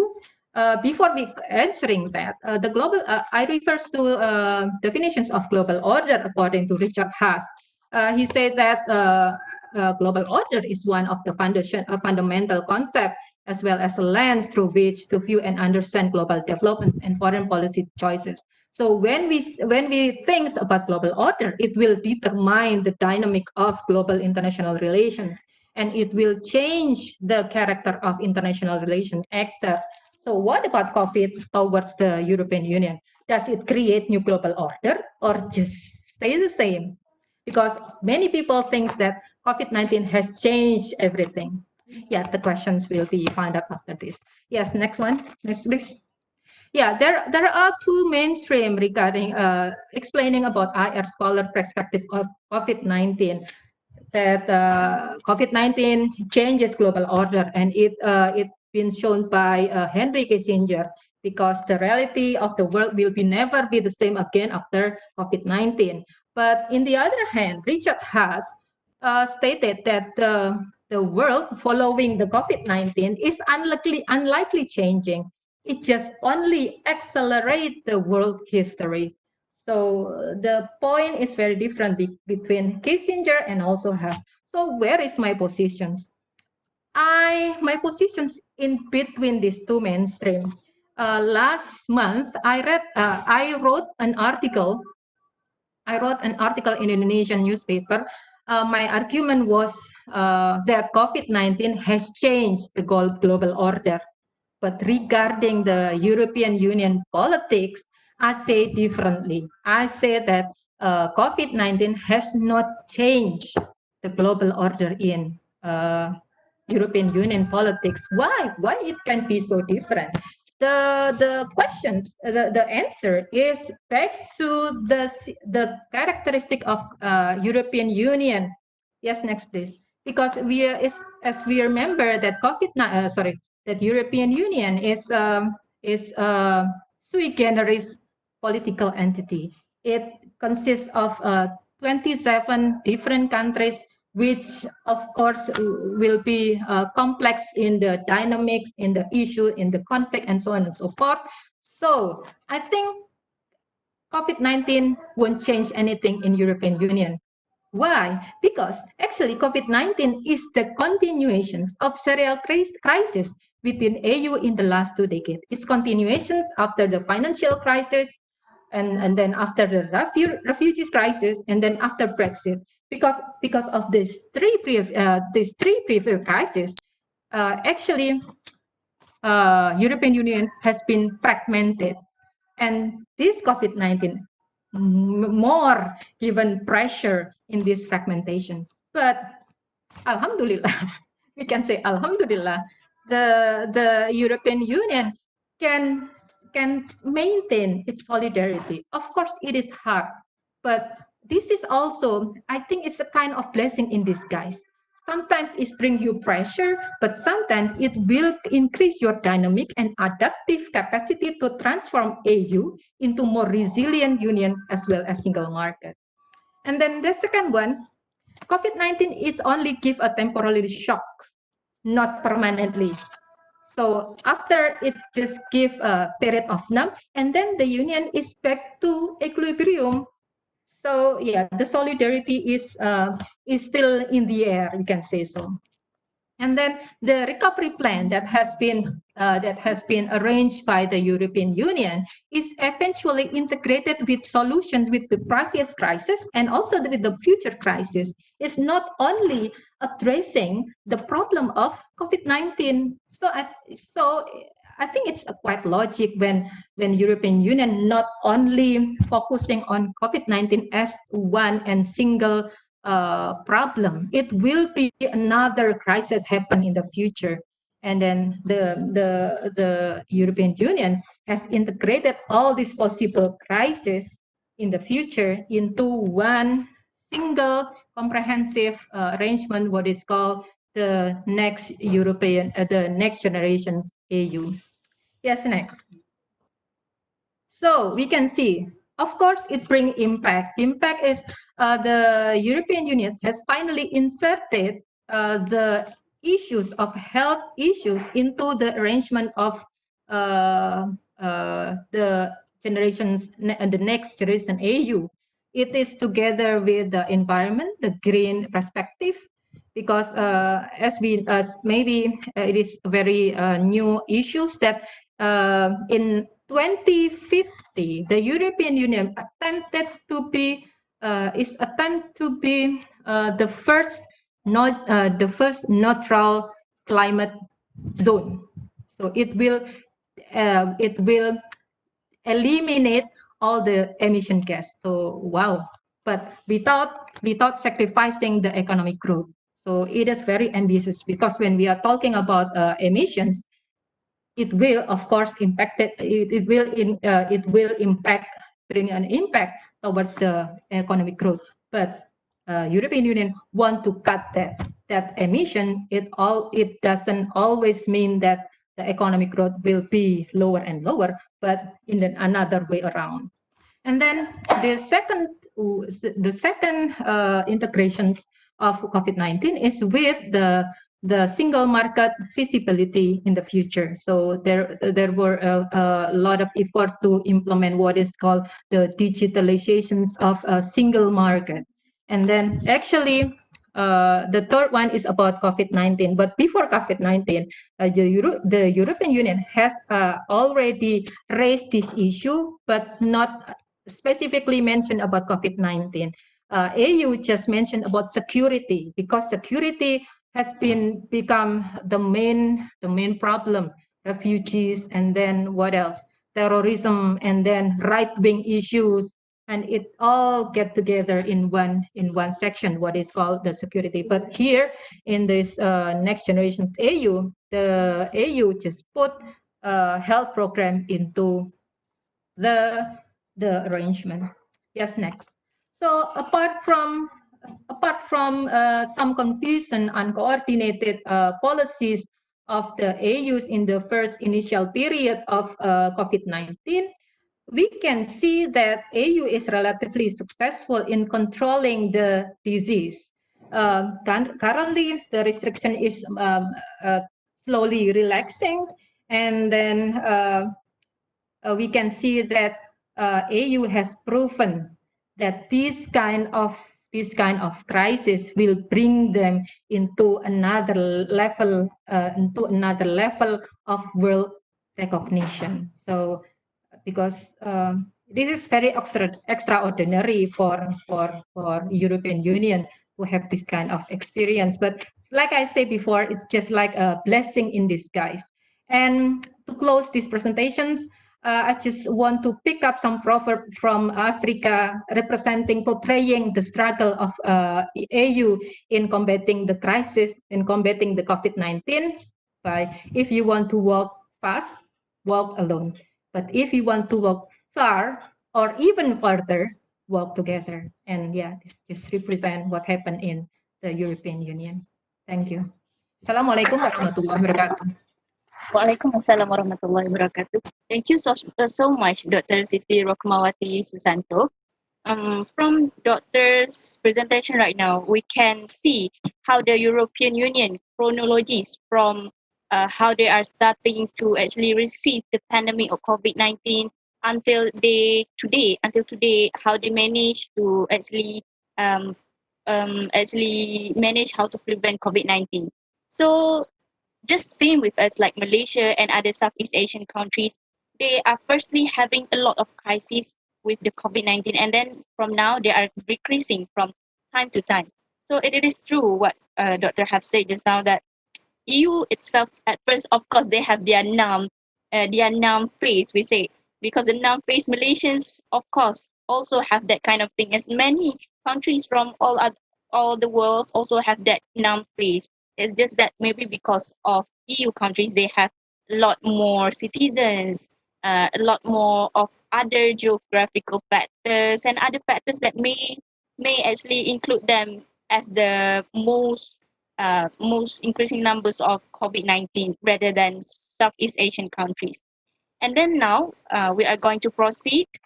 Now we are going to proceed to our questions and answer section, our questions and answer sessions.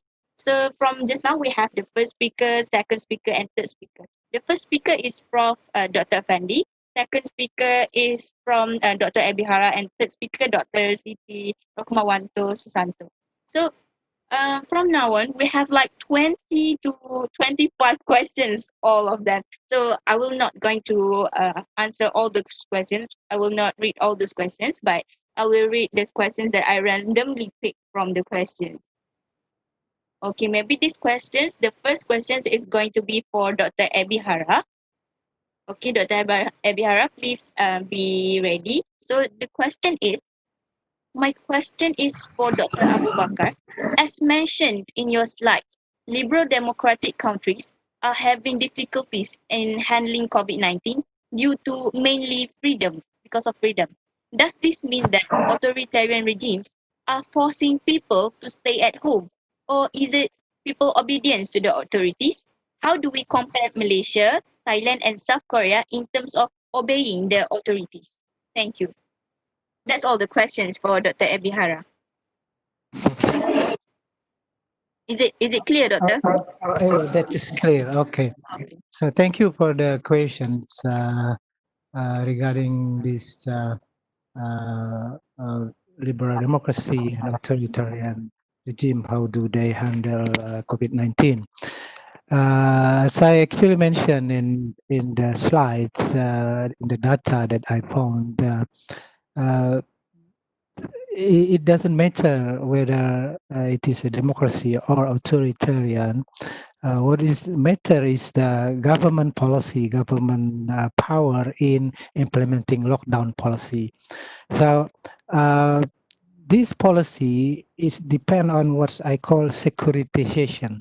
So if your government able to convince your people to make them believe that the threat is real, the threat is near you, then it's more likely that the people will obey the government. But if the government is not certain, I mean, if the government is not firm enough, they probably in Indonesia is a case where the government is not certain. And the government says sometimes they say that we need lockdown, but another time they say we need to help the economy of the people. So people then say in Indonesian case terserah. What is in English? I don't know. Terserah. Up to you. Up to you. Terserah. So they are apathetic. No, this is different from case where, like in Thailand or in Malaysia, where the government is very convincing, and so people believe that the threat is real. I mean, yeah, the threat is real. If you don't obey, then you will find difficulty. So even the religious community, they believe in the government. Never happened, according to the Prof, the keynote speaker, that before Malaysia closed down the mosque, but now people believe that we need to follow the government, otherwise we will kill ourselves, things like that. So actually, that's my answer. So countries like America, liberal democracy particularly, I think they face the dilemma.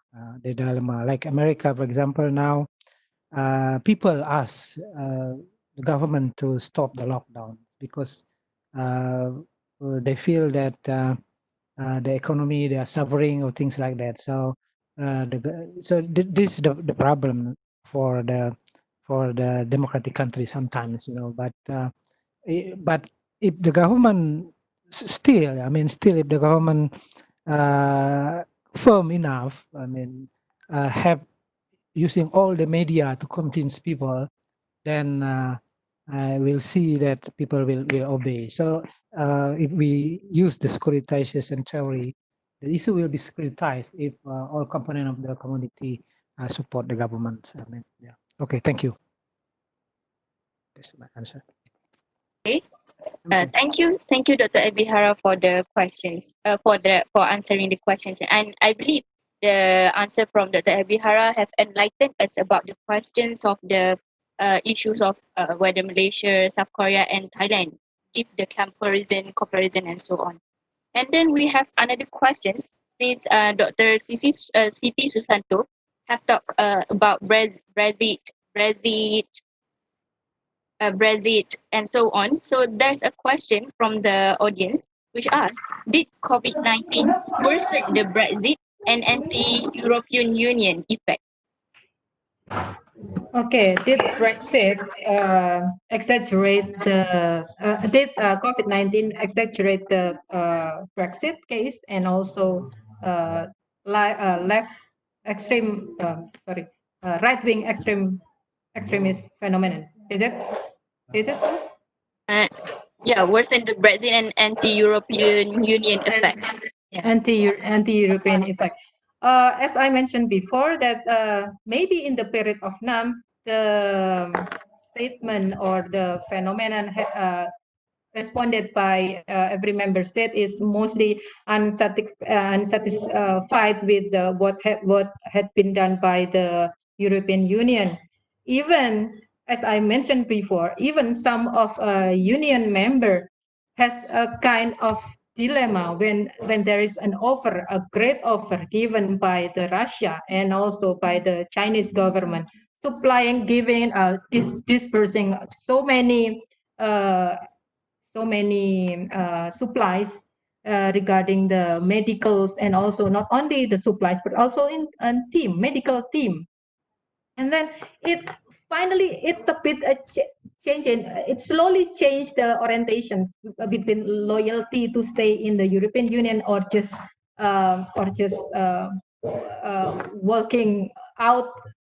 walk out, just like what British did in January. But because then it's only just like I said, it's just only happened in the period of NAM. But after the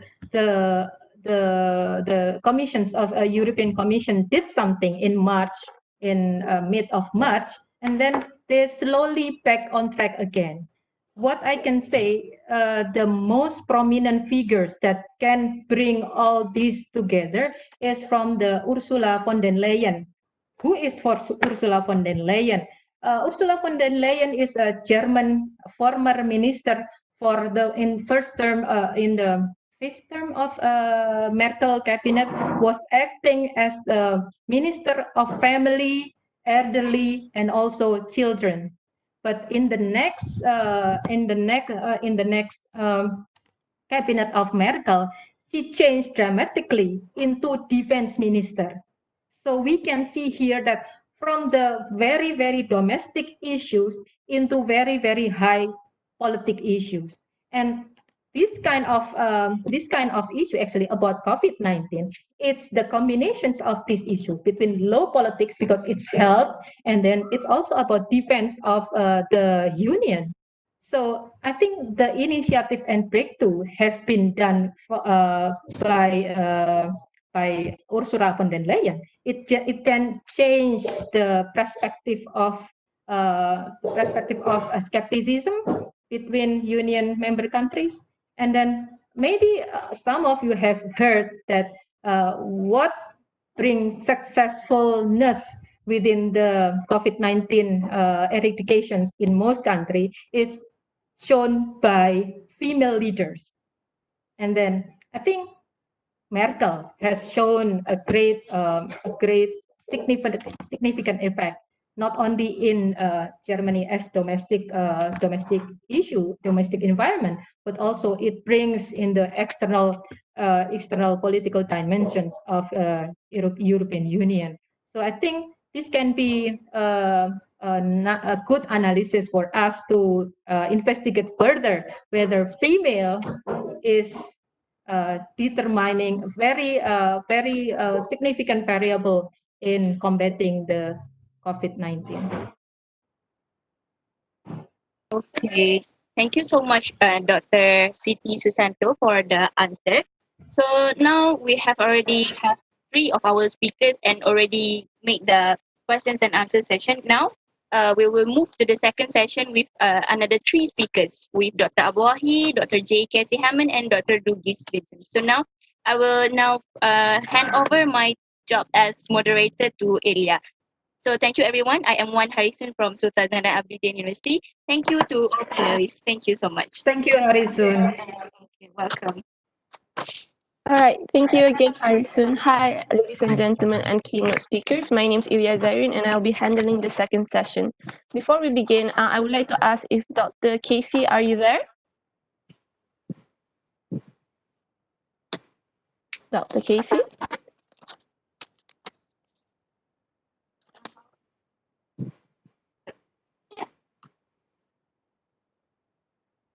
Hello, Elia. Yeah, Dr. Casey, if you don't mind, would you like to take over this for the first speaker for the second session? I'll tell you, would you mind letting the other speaker go first? I lost my Wi-Fi connection here, and I've only just logged back on. I'm trying to get this All right. stabilized. All right, no problem. Thank you. Due to that, we'll start with our first speaker of the second session, which is Dr. Vicencio Dugis, who'll be speaking about the international interactions post COVID-19, more specifically our globalization. So, with the title of "Towards a Post-COVID-19 Global Interaction: Limited Globalization versus Luxury Globalization," I would like to invite Dr. Vicencio Dugis to deliver his speech. Doctor. Okay, thank you, Elia. Can you listen my voice there? Yes. Okay, right. Yes, first of all, I'd like to thank our friends in UNISA for inviting me in this presentation, and it allows me to at least come back to Terengganu, though in a virtual form, which of course I have been doing it almost every year in the last 2 or 3 years to come to Terengganu. Thank you, Pak Yatno and friends there, and Prof. Afandi, and all our friends there. All right, so my topic very much sort of different probably from the rest of the speakers today, because I'm going to present you some sort of ideas, less about, let's say, issues like what Prof. Afandi has introduced, Prof. Ebihara, Dr. Sishanto, and the rest probably.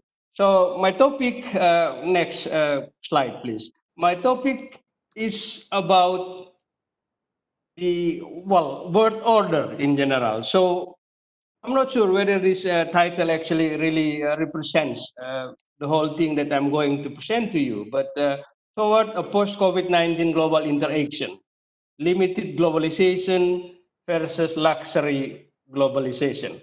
So the idea is this. I mean, almost everyone, even within IR scholars, policy officers, governments, and all, everyone, I think, at the moment talking about the global order post-COVID, which is, of course, you know, yeah, everyone is optimistic about this, thinking about what is going on after we are able to solve the problem.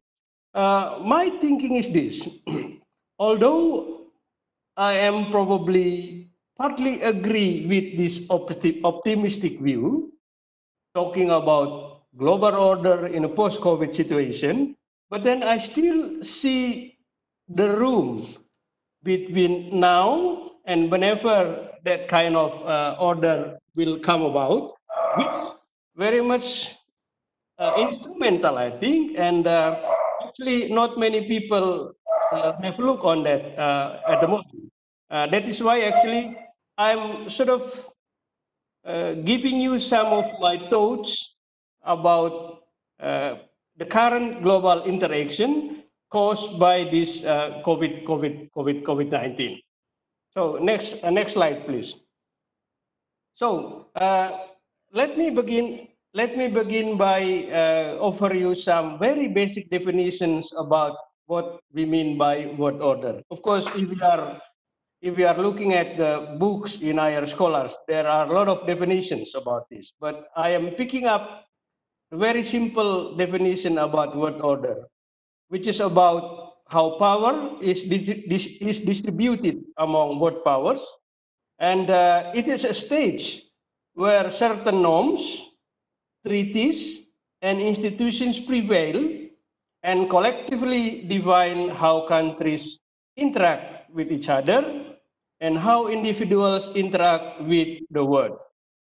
So there are, one is about distribution of power. Another thing within that particular notion is norms, treaties, and institutions that are created within certain period of time. And many people actually believe that the establishment of world order usually comes out following, one is a global war, and actually I forgot to put one little thing there. Another thing is I call it extreme moment, extreme moment, or I leave it there, other kind of global event that has a global effect. So we hear, for example, from Prof. Afandi earlier, apart from this pandemic at the moment, there were situations like this earlier, also happens, then it has an impact. And one thing, if we are talking about word order, to prevail, I call it certainty. So certainty is an absolute condition for any order to prevail. So if you look back, let's say until year zero, for example, some people actually said that, okay, there has been around more than 50 or more than 100 order that has been prevailed in the history of, let's say, international relations. But for a very simple understanding about this, I just bring to you, next slides, please. Next slides, please. Some sort of, if you look back at the history of word order, this is usually the moments that I used to introduce to my first year students regarding word order. We can go back to year zero, of course, or even before 500,000 years before year zero. But then, of course, we have to find more time to talk about this. But okay, let's say prior to 1684, we call it sovereignty-based order. 1980s, globalization-based order. Since 2001, post-globalization-based order. What I'm saying here is this. Everyone can, cut down the periods, but then in between those periods, you will see certain norms, certain treaties, and institutions prevail, which actually navigates the interactions among states, between states, and individual and word order. So this is what we call word order. Let's say, for example, we go back from the period after the First World War. There was a period where international institutions was believed was the guidance of making peace between, or in the period after the First World War, which is of course failed to get to its expectations. And of course, Second World War came in, and another world order established after the Second World War. We can see also, like I said, the norms that were established, treaties that were agreed, and institutions that prevail to actually navigate and become the compass for every country to interact to each other. The same thing happens after the end of the Cold War, for example. So this is about word order. Okay, so the distribution of power, establishment of norms, treaties, and institutions that becomes the guidance for interaction between states. And again, I stress that one absolute requirement for an order to establish is certainty. So everything must be certain before actually any particular order is established. Just next slides, please. Okay. The same thing. Just go to next slides. Okay. Next slides. Okay. So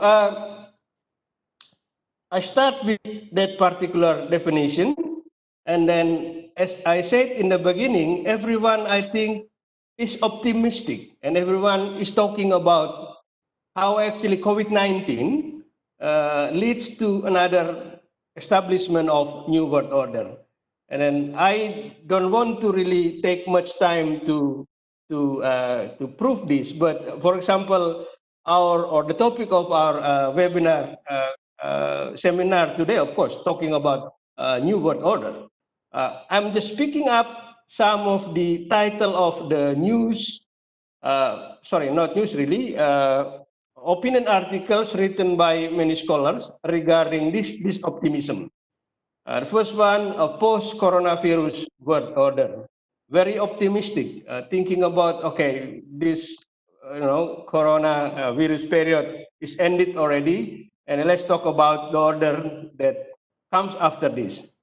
And another title, the end of the new world order, meaning that okay, the world order that was established after the Second World War, after the end of the Cold War, ended simply because the coming of this pandemic caused by COVID-19.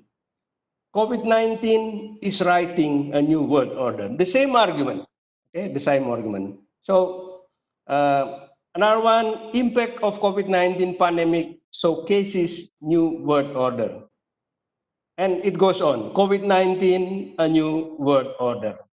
So if I go back to my definition, simple definition regarding what is world order actually, yes, everyone is talking about the coming in of new norms, new treaties, new institutions as the result of COVID-19. Okay, I said in the beginning, I may partly agree with this, let's say, optimism. But my argument is this. Next slide, please. Next slide, please. Okay, my argument is this. While COVID-19 at some point in the future may lead to the establishment of another world order, it is probably too early to talk about any kind of new world order, as the world still faces obstacles prior to the findings of vaccine as the antidote for the COVID-19. Okay, so I'm saying is that between now and the findings of vaccine, no one knows exactly when. Yeah, there is still plenty of obstacles. And part of my argument, which is I am going to stress on my presentation today, apart from these obstacles, at the same time, actually, we, the world, has to face with new forms of global interaction, which I believe can complicate the establishment of future new global order. Meaning that, okay, at the end of this presentation, I will show you some of these forms of interaction, which actually not many people pay attention at the moment. But my point later on saying that if it goes on and on, it actually gives some impacts on the way actually new global order will be established in the future. In the beginning of this seminar, we had a chat with Casey, with other friends. I was asking about when possibly Casey is able to arrive in Taiwan, or when actually, well, he said that, okay, it really depends on whether Taiwan open its border very soon, which is later on, yeah, we can say. So this is just some, few examples of how actually the things that we are facing at the moment, my argument later on, can actually implicate the future of what we call later on a new global or whatever kind of order which will be established in the future. And actually, last week, some of my students just came back, just went back to Europe, to Germany, to Australia, and then I was asking them through email yesterday, so how was everything in Europe? And they said, okay, we have still to sort of adapt, and then compared to Taiwan, they said, okay, the movement is not that very freely. And then even last week, actually, one of my relatives who are staying in Germany had difficulties to visit another relative in Australia for a funeral session. So that is my argument again. I still see that these obstacles, or there are some obstacles prior to the findings of vaccine, and of course in between or alongside this, we will see, or we are facing actually some forms of interaction which in the long term, later on I will say, will complicate the establishment of what we call new global order. Okay, next slide, please. So let me stress these situations first. If we are looking at the current situation, which I call, really portrays how actually states behave or attitude at the moment, I will say there are three crucial things which are still influencing any states in the world, regardless of their political system, as Prof. Ebihara said earlier. One is the concentration of any states to always waging between whether saving lives or rescuing economy. Of course, countries like probably, for example, Taiwan or Georgia or some smaller countries in Pacific countries, and New Zealand, for example, who has been, let's say, almost completely successful in handling their pandemic situation, they will probably concentrating on rescuing more on economy. But still, saving life is still there. So waging about this, because taking positions in measuring these two things is not only about doing policy internally, but of course then you have to also taking considerations when you are about to make interactions with other countries. This is one thing. As a consequences of this, almost every country in the world at the moment, for them, security matters a lot, right? They can define differently about the level of security, but it's very important. And as a result for that, or as a result for that particular position, countries in the world at the moment tends to be inward looking. Okay, so let's say we can see what happens in the US at the moment. We can compare to what happens in the EU within each country. There is tendency for every country to to take a priority for themselves first before after, or look to other positions. The third factor that very much influence state attitudes at the moment, I call it economic calculations.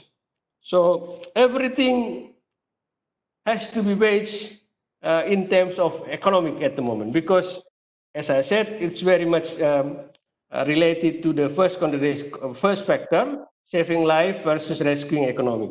So economic calculations matters a lot at the moment. So all the policies, I think, wedging between these three factors: saving life versus rescuing economy, economic calculations, this actually leads to, as I said, countries in the world at the moment still inward looking, and security becomes matters for every country.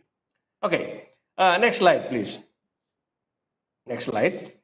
Okay, as I said, my argument earlier, I'm talking about obstacles between now and the period where actually the vaccine is found.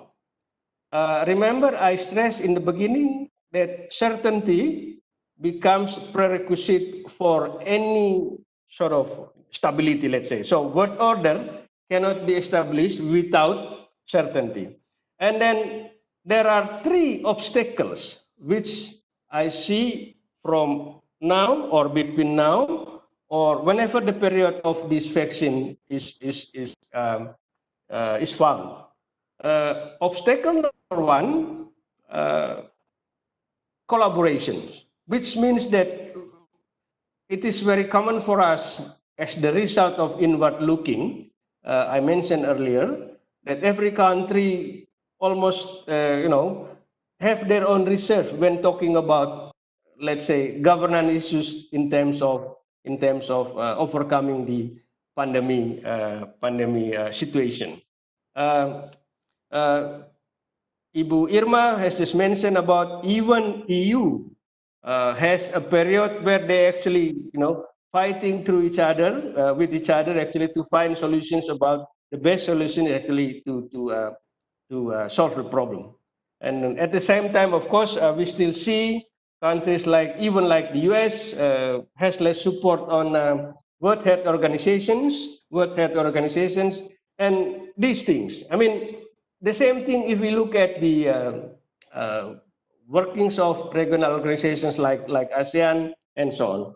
So issues regarding collaborations in order to find, I would say, finding vaccines is very much one issue still at the moment.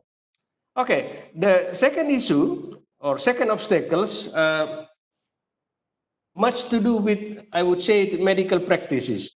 I mean, well, this is not my particular area expert, but we look at the words said by those who are, let's say, medical practices who are expert on vaccines. They say that okay, it is still a long way to go, in the sense that finding vaccine is one thing, but make sure that vaccine is working effectively is another thing.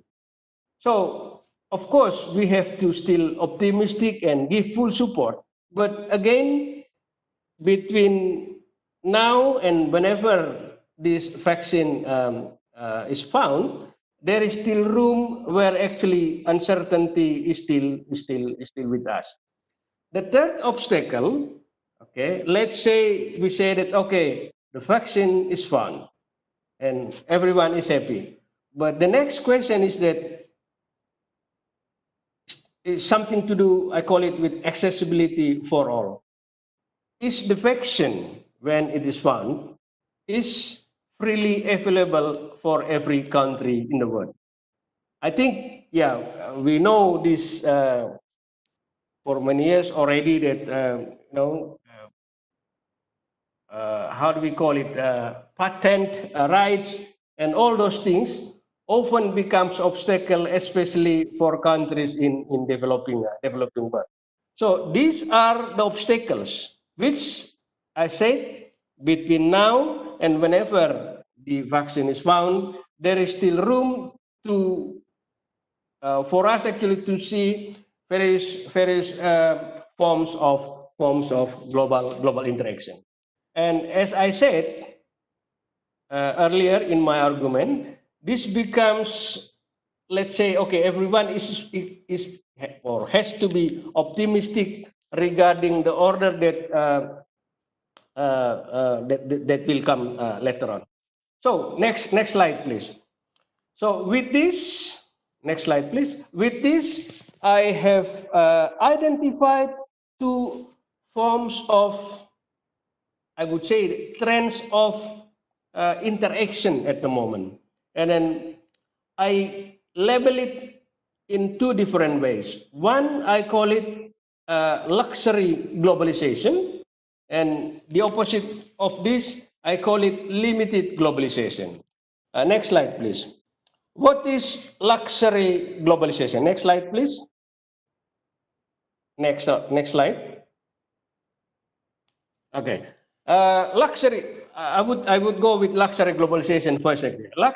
Luxury globalization is a trend where certain countries at the moment thinking about allowing travel between these countries and another country. So I think everyone is familiar with, it's not bubble travel actually, travel bubbles, yeah, travel bubbles, travel bridge, or another conception they deliver also, Corona corridors. So it is actually a set of countries agree to open their borders to each other, but keep borders to all other countries closed. So yeah, this usually favor the developed countries, and it creates, I call it a new class of people on the move. Those who are actually can afford, and then of course this luxury globalization we will see very soon. For example, I would say I will give you some example. Australia and New Zealand, they are talking about these travel bubbles at the moment, allowing people to move from Australia to New Zealand. At the same time, the country when I am staying at the moment, Taiwan, started to design or listed countries that are less prone to pandemic, which then allows the people from this country to come to Taiwan. This is what I call luxury globalization. On the opposite side, I call it limited globalization. I mean, as the result of this, people probably start to thinking about, just going around the next neighbor, Malaysia with Singapore, Malaysia with Indonesia in Borneo Island, Malaysia with Thailand, and so on. So regionally bound, of course, people, as I said earlier, economic cost becomes the consideration. So it's a kind of new regionalization. So my last point is saying like this: if this continues in a longer period where vaccine has not been found, I believe that this kind of new norms between luxury globalization countries and limit globalization will contribute to what kind of or whatever new world order that comes back later on when actually we finally find the vaccine for the pandemic. So I leave it there. Thank you very much. Thank you again, Dr. Vicencio, for giving your insight and actually shedding light on the actual scenario that's happening. Without wasting more time, I would like to actually invite one of UNIZA's lecturer, Dr. Abdullahi Ayode Ahmad, to deliver his talk on what's the impacts of COVID-19 towards religious practices. Dr. Abdullahi, are you there?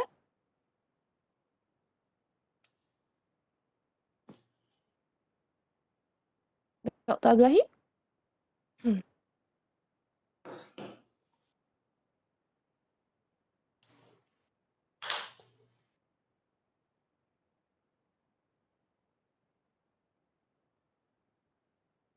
It seems that Dr. Abdullahi isn't here right now in the panelists.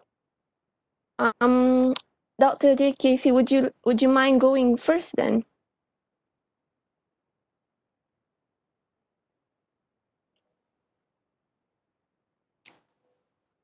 Okay, can everyone hear me?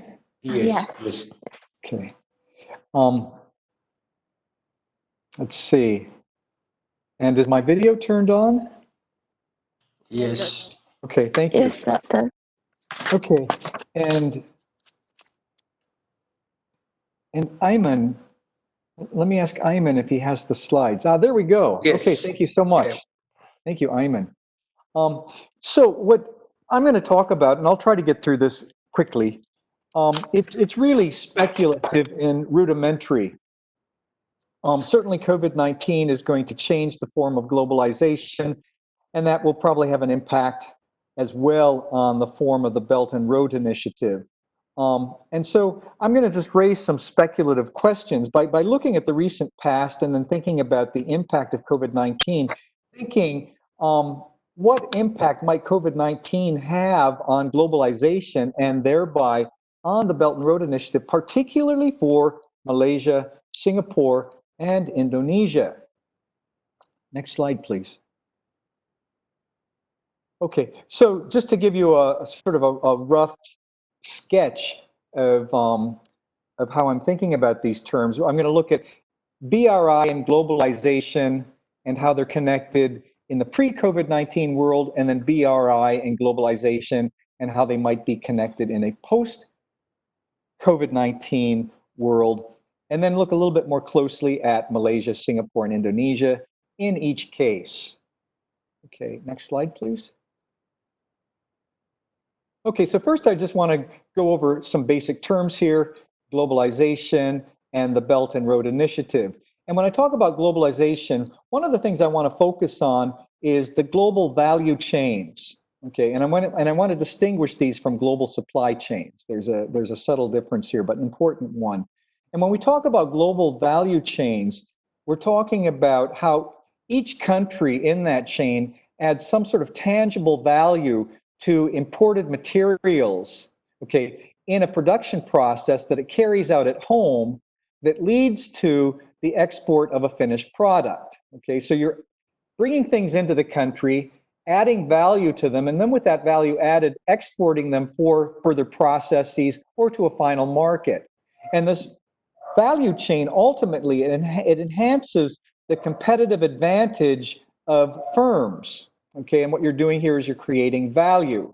Now, with the Belt and Road Initiative, I think it's certainly interested in participating in global value chains, but there's something else that's going on here that I'm going to call a global strategy chain.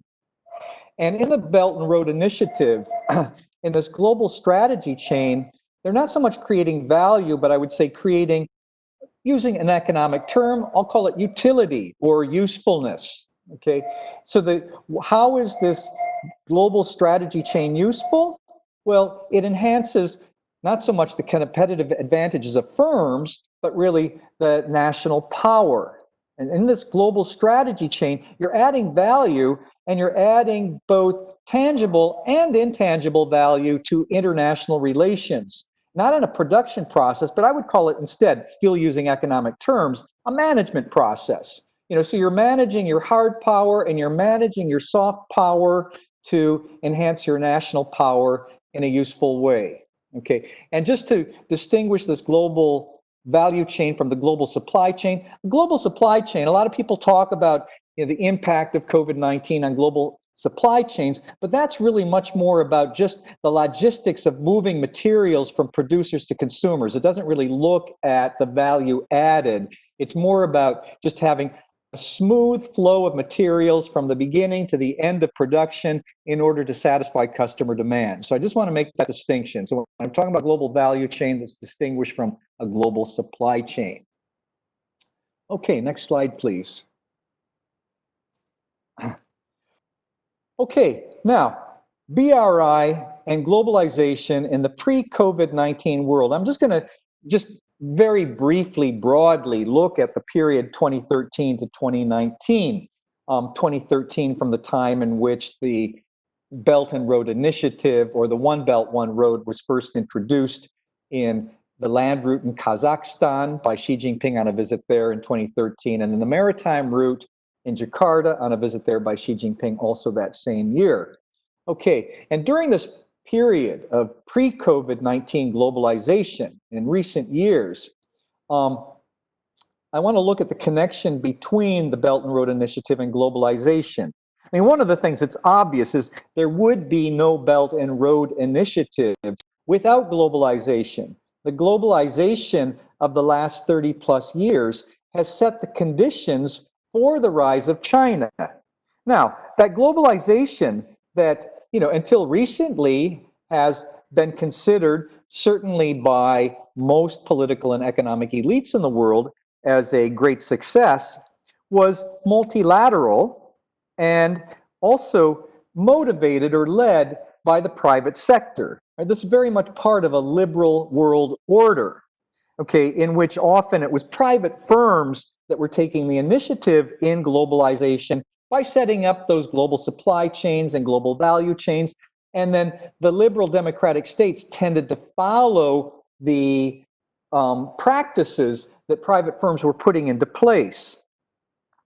Now, China in the last 30 years or so, by participating in globalization, has had rapid economic growth and has become a rich and powerful country. But now the Belt and Road Initiative would not be possible without globalization, but unlike globalization, the Belt and Road Initiative, in its conception, is unilateral.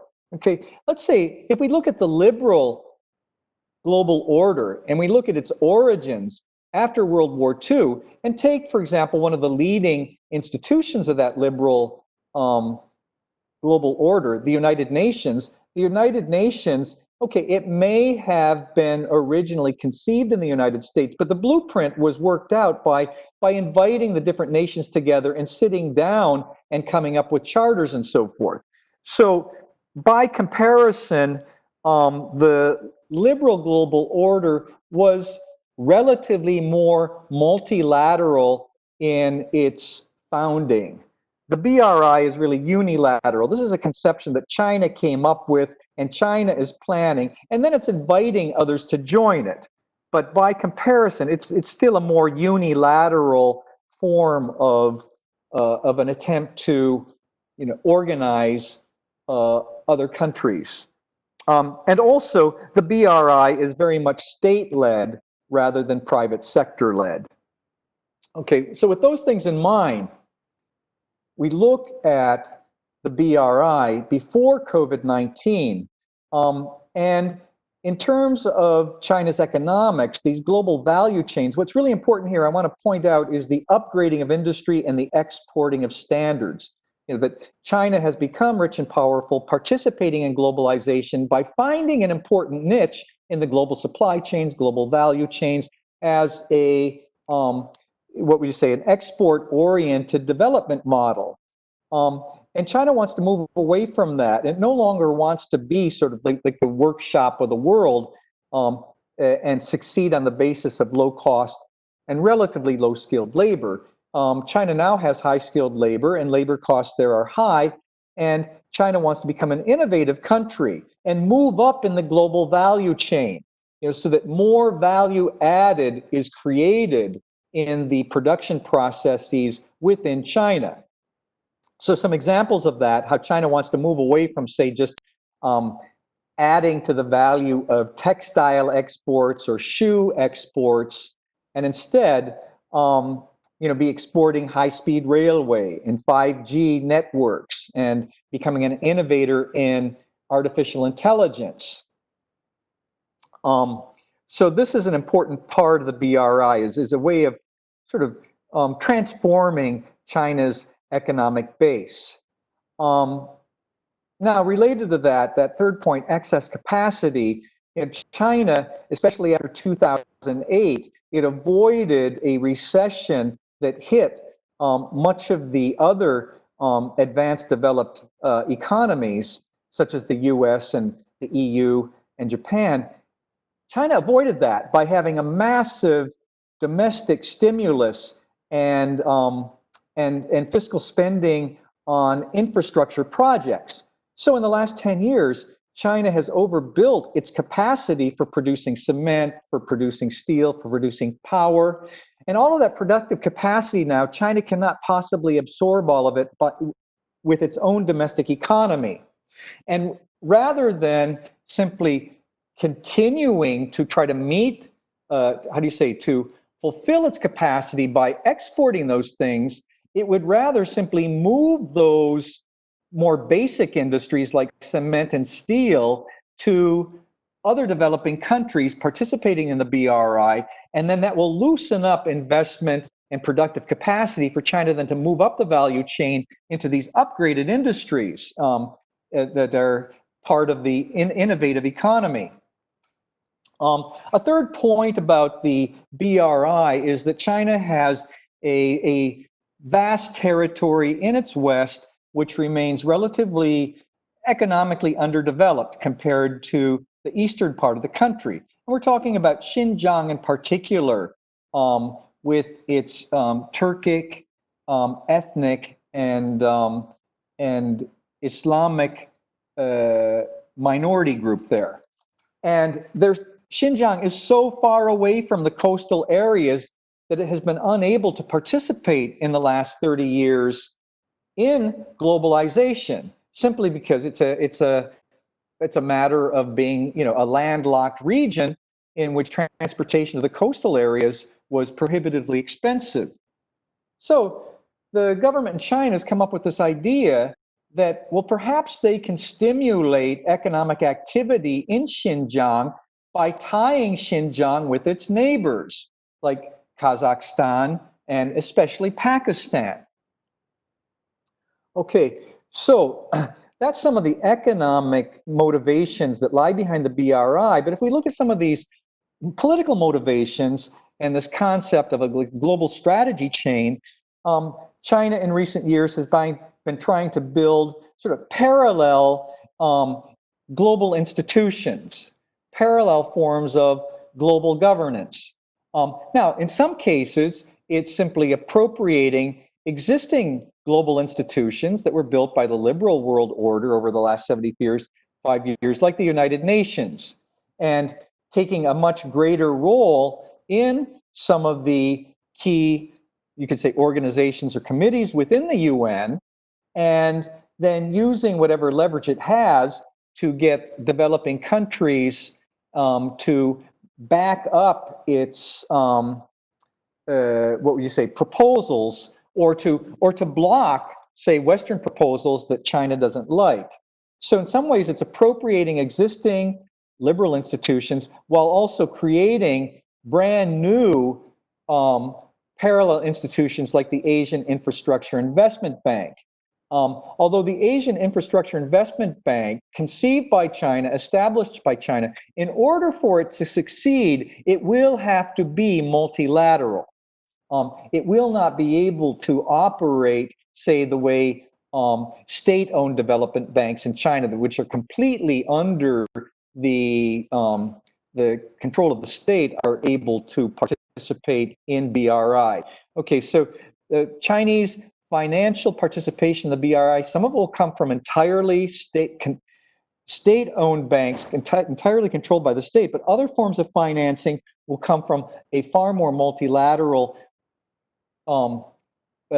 Chinese-inspired, conceived, created institution like the AIIB. Okay, also we see in these last 6 years or so, while the BRI has been created and has been starting to take shape, that China has also been more aggressive in staking territorial claims, particularly in areas where it claims to have sovereignty, but its sovereignty is challenged. Its sovereignty is challenged.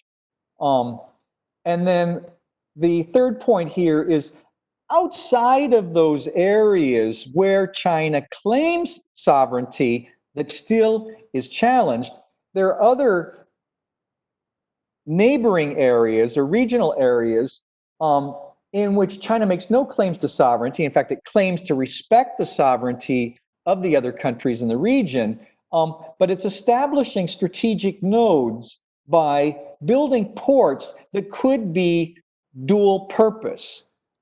Ostensibly, on the surface, these ports are being built to stimulate the economies of the host countries, and that these host countries would then benefit from economic development.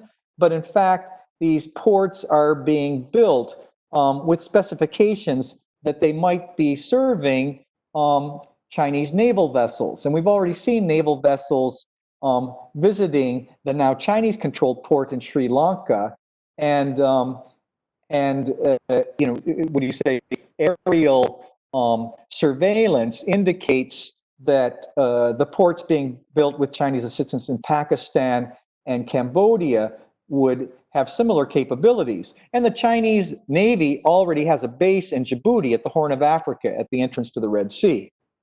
All right, next slide, please. Oh, I'm sorry. This is in the post-COVID-19 globalization. That should be in the 2020s there rather than the 2013 to 2019. So BRI now that COVID-19 exists, now that COVID-19 has had this impact on globalization that we've been talking about today, what does this mean for some of those factors that we just talked about? And, you know, in terms of China trying to move up the global value chain by upgrading its industry, exporting its standards, the question now is, say, let's just take the 5G network, for example. You know, a few years ago, Huawei received a much more open welcome in many parts of the world, including Western countries. That now some of the countries that originally were open to talking about having China, having Huawei build their 5G networks, there's now some hesitation or resistance about that because they aren't quite sure of how China might still have some ability to tap into those 5G networks after they've built them, say for the UK. And so there's a bit more resistance now because China has, so this even predates COVID-19. Even before December, the recent December and January, during the course of 2019, we already began to see some resistance to what some countries felt was an aggressive move on the part of China. And I don't think that COVID-19 has done anything to allay many countries' already rising hesitations or suspicions about the trustworthiness of China as an actor in building these new innovative industries cross-border. And also the related question about China then moving its old industries to BRI developing countries participating in the BRI, it's really not clear. What does China intend to do here? Because China is talking about moving that excess capacity to developing countries, but then, are those developing countries supposed to buy this capacity from China? And then China's going to finance it on what kind of terms? Because the countries that would buy this excess capacity from China tend to be developing countries that have more credit risk. And the cost of financing from multilateral institutions or commercial banks would be quite high. So what's the cost of Chinese financing for these projects that China is exporting? Say, for example, like the coal-powered, the coal-fired power plants that it's building in Pakistan. We see now that Pakistan is complaining about the cost of Chinese financing. Chinese financing, when it's done completely by Chinese state-owned banks with a developing country, it tends to be very opaque.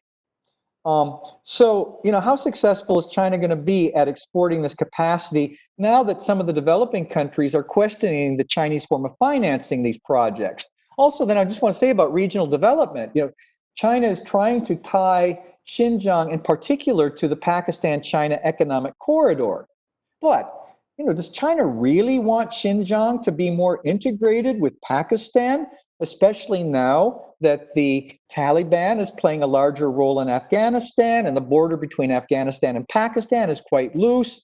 Does this mean more Taliban influence in Pakistan? And if there's more Taliban influence in Pakistan, does China really want Xinjiang to be more integrated with Pakistan? So I don't think that the future of the, what would you say? It's kind of like the, political, social future of the Pakistan-China economic corridor. I don't know if that's so clear.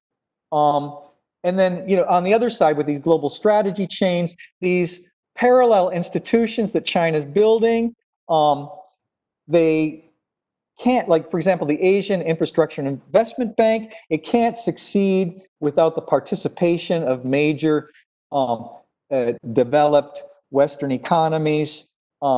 And so they need to work out a strategy. This is where, there are some important areas in which China and the West may become more and more competitive, but certain areas in which they also have to learn how to collaborate. The AIIB could potentially be a positive thing for the world if they're able to figure out a formula for collaborative success. These territorial claims that China is staking, say in the South China Sea, Hong Kong, Taiwan, well, the United States has a security agreement or partnership with Taiwan. So, how committed is the U.S. to its security treaties in the region? It also has Singapore is a security partner of the United States. Okay, and Singapore is an important ASEAN state. Other ASEAN states have claims of the South China Sea. So how are ASEAN nations, how is the United States, and especially if this notion of a Quad, where you have India and Japan and Australia and the United States working more cooperatively on security issues, what does this mean for China's territorial claims in this region? And also its effort to establish strategic nodes that would give China a great deal of influence in the Indian Ocean.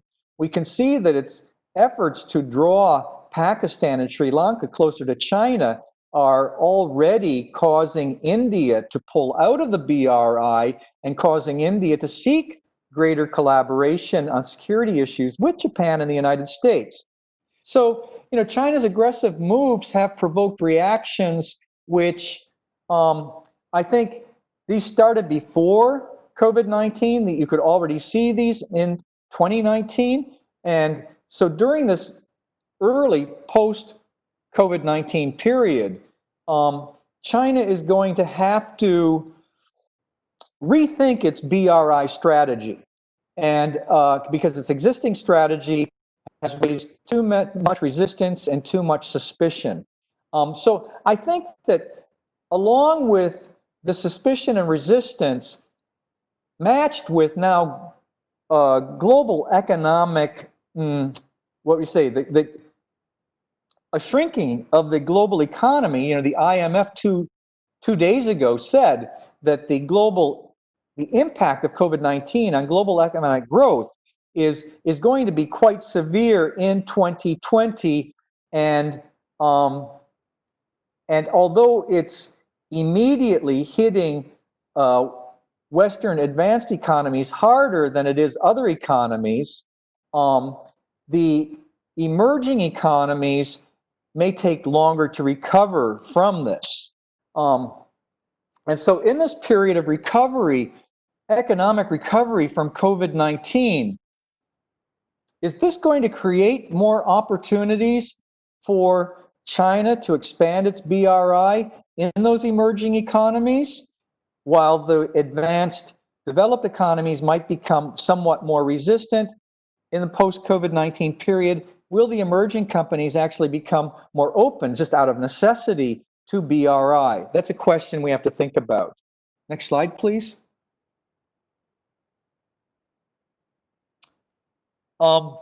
Yeah, so here, I'll send you these slides. These are just something to look at here.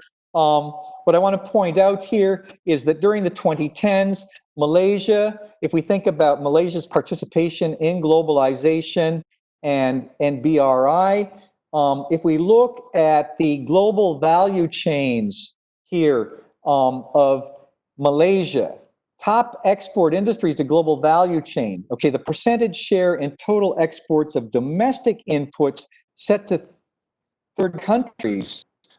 we can see that the number one sector for Malaysia is mining and energy products that have more to do with raw materials. And the top exporters to which Malaysia is sending these forward GVC participation exports, you can see number one is China and number two is Singapore. So we can see how important China is as an export market for Malaysia's exports of GVC products. And then when you look at the backward participation here, the percentage share in total foreign content of exports, number one is computer and electronic products.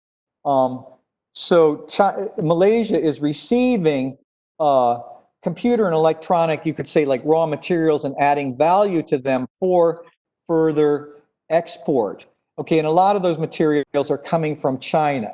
Okay, so we see that these figures are from 2015. I'm going to guess, if anything, Chinese participation has grown since 2015. So we can see that Malaysia's participation in globalization and Malaysia's ability to participate in those global value chains has a lot of dependency, and a growing dependency, on China. If we look at the next slide, please. Now, Malaysia with the BRI, some of the BRI projects in Malaysia that were put into place in the pre-COVID-19 period, the East Coast Rail Link, Bandar Malaysia, the Malaysia-China Kuantan Industrial Park. In the last year or two, when Mahathir was the prime minister, he wanted to renegotiate the financing of those. He thought that the Chinese cost of financing for these projects was too high. Now, on the political side, this is, of course, related to the 1MDB scandal, that the Najib government had created certain conditions in which, out of necessity, it was accepting these higher Chinese cost of these projects, that Mahathir's government then reviewed and realized that this was a bad deal for Malaysia and wants to renegotiate them. Other issues in Malaysia related to China are the issues of China's sovereignty claims in the South China Sea, which overlap with those of Malaysia, and also the issue of migration. Now, one of the interesting things about Malaysia, if you look at Malaysia's relationship with China, say over the last 30 years, and you compare it with that of Singapore and Indonesia, Malaysia has had a relatively more open and collaborative relationship with China than its two neighbors, Singapore and Indonesia, for various historical reasons. And I think that looking in the post-COVID-19 period, I think relative to Singapore and Indonesia, Malaysia of these three will probably continue to have the more open and collaborative relationship with China. Although, there will be new challenges to be met, but there's already a historical basis on which that relative openness and relative collaboration to continue. Next slide, please. Okay, if we look at Singapore in the 2010s, that again, China is a very important, plays a very important role here in the export of Chinese inputs through GVCs. But if we look at where Singapore is adding value, we can see a lot of it is in financial services and other business services. Okay, so unlike Malaysia and Indonesia, compared to Malaysia and Indonesia, Singapore has a service economy. Okay, so the question is, in fact, Singapore is the only ASEAN nation that has a very well-developed service economy.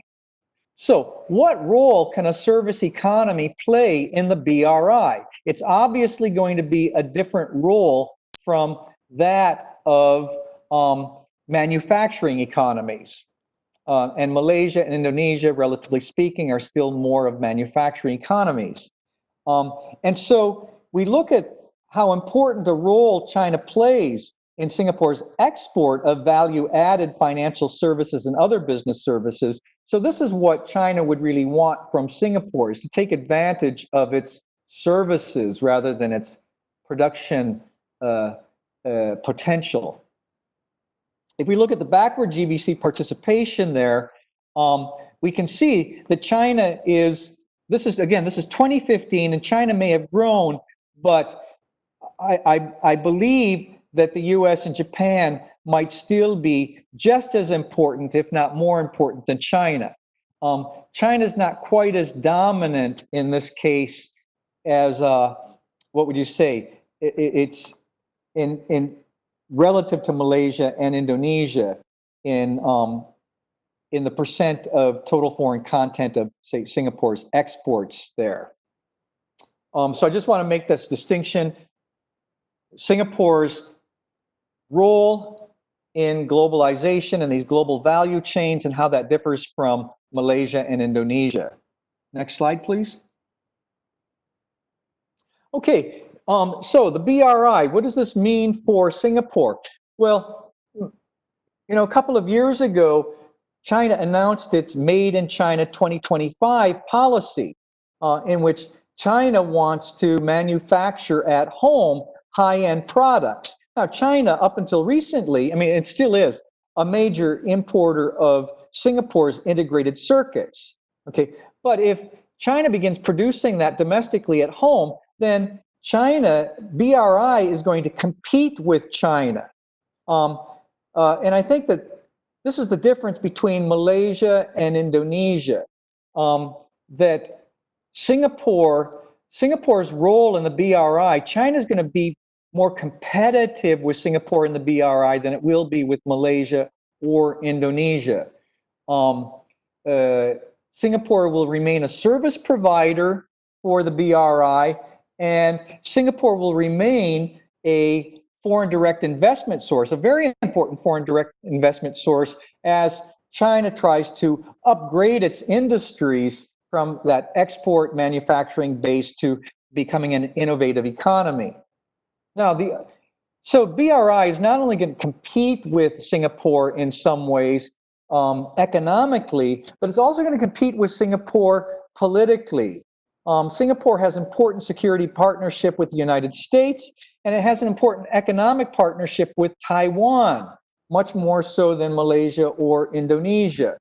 And so as tensions rise between the United States and Taiwan on one side and China on the other, what does this mean for Singapore, who has important relationships with the US and Taiwan? And then there's also the so-called Malacca dilemma, in which one of the important strategic goals of the BRI is for China to secure its energy needs without having all of its energy coming through the Straits of Malacca. Okay, now the Straits of Malacca give Singapore a very important strategic position. Okay, but if China is able to avoid going through the Straits of Malacca, say by having pipelines from Pakistan into China, or from Myanmar into China, if China succeeds in building an isthmus across the Thai Peninsula, you know, Singapore can be sidetracked, or what would you say, left out of BRI development. It's possible. And so the role of Singapore, I would say, like, the more BRI succeeds, Singapore is going to have to think about how it can remain economically competitive and strategically competitive if the BRI changes, what would you say, you know, global supply patterns, global value-added patterns, and also just transportation routes. Next slide, please.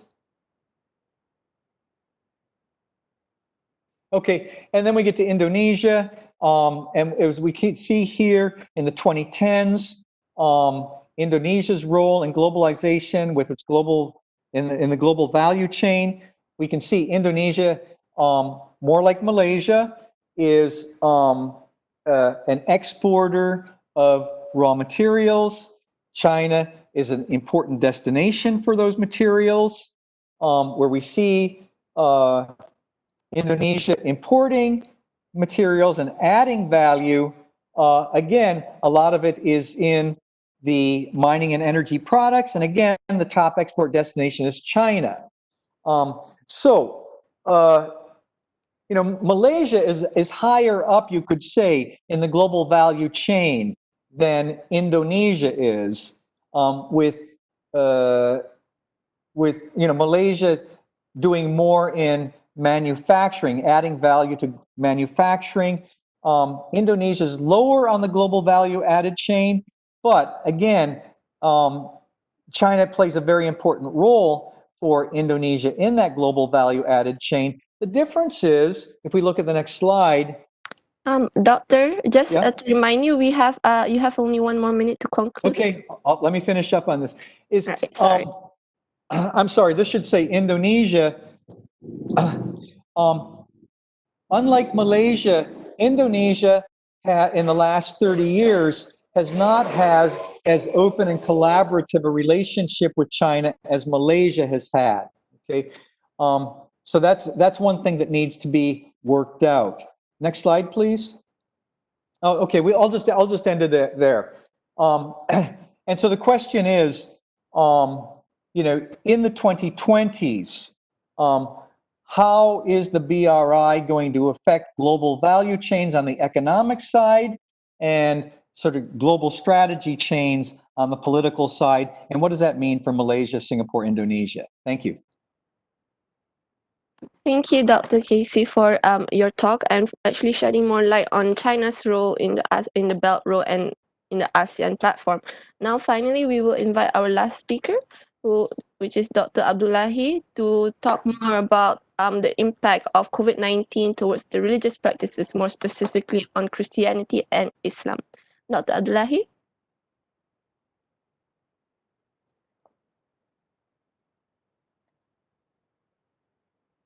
Okay, thank you very much. Okay. I hope you can hear me. Yes, first of all, thank you for all the speakers from our coordinator, the deputy VC, the deputy dean in the faculty, and the speakers who have been participated in this seminar. Thank you very much. I'm not quite sure if you can hear me. We can, Doctor. Okay, so let me start. Okay, because of time constraint, let me just quickly go to the slide. Okay, my colleague have talked about various issues related to COVID-19 and also related to the world orders. I specifically want to talk about the impact of the relationship between the religion and the COVID-19. So therefore, I will be going through about 5 important areas, starting with the introduction, effect of religion, the challenges and responses, and also the religion against the world order.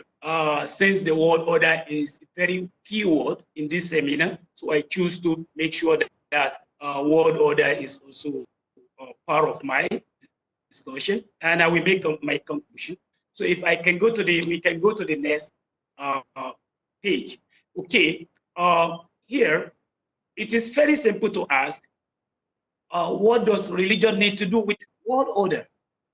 Does it have anything more or with COVID-19, for example, or does it have anything more important?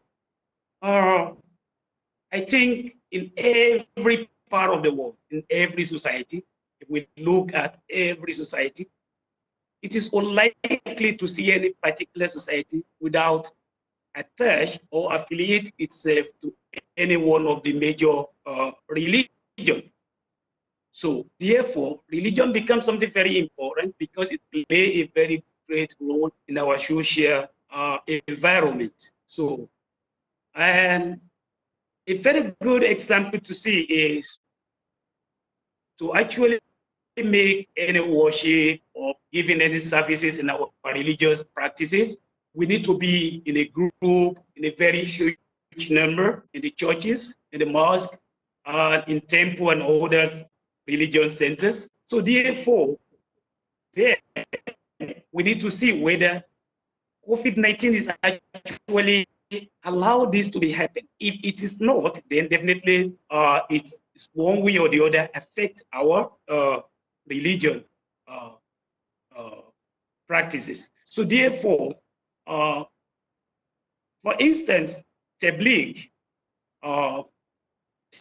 for example, we can see the impact of Tabligh, starting tracing it all the way from Malaysia here, where we have, it is always argued that if the gathering of Tabligh that was taking place in the middle of March in Malaysia does not take place, probably the number of COVID-19 positive in Malaysia will be very low compared to the number we have. And the same thing traceable to the Indonesia. Immediately the meeting ended up in Malaysia, they moved to Indonesia. They have always, they have gathered, they have assembled up to the last minute before the government managed to convince them and cancel the gathering. And the Korea case is another one. When a lot of people are in the church worshiping, will the pastor believe that COVID-19 is nothing and the service will go on? At the end of the day, when the COVID-19 spread, it was shown that over 2/3 of the first 5,000 people that were infected by COVID-19 were traced to a particular individual of patient number 31, who is a member of that church. So this creates a very great concern that religion actually play a very important and crucial role when we are talking about COVID-19, about the tolerance and what to do. So that is why. Can we go to the next slide? Next slide. Okay. I decided to talk about Islam and Christianity simply because when we look at the data in front of you, we see that on the screen, you see that these two religions are the main dominated religion in the world, with the first one taking more than 31%, the second one taking more than 24% of the global percentage. So therefore, to restrict myself very narrowly, I try to choose both Christianity and Islam are the two major focus in this little presentation. Okay, can we go to the next group and next slide? Next slide. Okay, here we can see, I just provide that slide for you. I will have in my own slide here because I'm engaging from my mobile phone, so I won't be able to see very clearly. Okay, we can see here one of the very early response is that some places were starting close up. They are shutting down their places of worship, churches, mosques. For instance, the churches in Jerusalem everywhere was shut down. The one in Italy, Rome, and every part of the world was shut down. The same thing applied also in Europe, Asia, and Africa, and everywhere else. Next slide, please. Next slide. Okay. So the next slide. Okay, sorry. Oh, it's okay. Leave it there, please. Okay. So the same thing in the Eastern Orthodox. If we look at the second paragraph, then we see a Time magazine reported that drive-in church services has achieved a great level of attendance in the COVID-19 outbreak. In other words, people who are now trying to change the attitude of the way they were going to churches, the place of worship. Instead of appearing face-to-face, physically in the churches, people will just go to the park lot near the church they will be there inside their car, and they will be followed up with the pastor and those who are giving them the services. So in order to avoid, in order to comply with the social distances that were put in place, next, keep. So therefore, online service now becomes something famous, even though in some religion like Christianity, there is a certain level of online, maybe through TV, but it's not common as when the issue of COVID-19 happened. And this is why it becomes something very often. So a lot of guideline was put in down. So therefore, people were unable to attend a direct service in the churches or any other place. On the Muslim side also, it's almost the same thing, similar. So when we talk about social distances, we know that in the mosque, there's no social distances actually. We need to be very close with one another. In fact, we have to be very tight with one another in order to observe our services, especially a congregational services. And the COVID-19 brought something very, very strange, that because we need those. So as a result, social distances have to be observed. The number of people to worship in the mosque have to be minimized into maximum of 1/3 of the capacity of the mosque, and so on and so forth. So therefore, sometimes, depend on the country or the area, sometimes it has to be total lockdown, where the mosque have to be totally shut down. Nobody should be praying. Everybody should go back and pray on their own, at home, as individual or with his family. Sometimes when the chance are given to be praying, even with minimum number in the mosque, they will also ask them to shorten the period for the prayer. For example, on Friday prayer, which normally take over with sermon given by the imam, instead of 20 to 30 minutes, was shortened to 10 minutes or even 5 minutes. And one of the good example now is experiencing where I've been in Malaysia here now. The moment they call the prayer, they will start the prayer immediately. Once they call the prayer previously, it will take another 5 to 10 minutes before the prayer itself started. But now, it will be with immediate effect. And the moment they completed, everybody will be disembarked, so that everybody leave immediately. So there's a lot of regulation. For instance, in Saudi Arabia for this year, among the response is that last year and few years back, Saudi Arabia always received up to 3 million pilgrimage on every year, 3 million. Now on this year, he finally make a declaration that it will only accept only 1,000. When I put that 1,000 in percentage, it is nowhere to be go. I can see it is 0.0003. It is no far away from a percentage. So just to mark it, they have always just or more or less like they have also to take close it, but they just want to mark that, okay, we can regulate it. Let's just have just very small number of people to attend the services. So the same thing applies. Okay, please next slide. We are moving far from my own computer here. Can you move to the next slide? I've moved far away. Move again to the next slide. Okay, right. So the vast majority of Muslims counter this fatalistic approach by arguing that why the emergency of the virus was not in human control, the spread of disease certainly is. There are some what I will call, can we move to the next slide? Move, okay, move, I just give that, move again, move to the next, okay.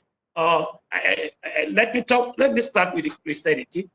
When we talk about extremists, what I mean by extremist here is not simply because someone is a terrorist or something, but you either put more, you either little bit blind with the religion aspect to know what is right or wrong, or you do less than what you're supposed to have. So it's little bit extremist. You just want to do it in your own way. regardless of the region.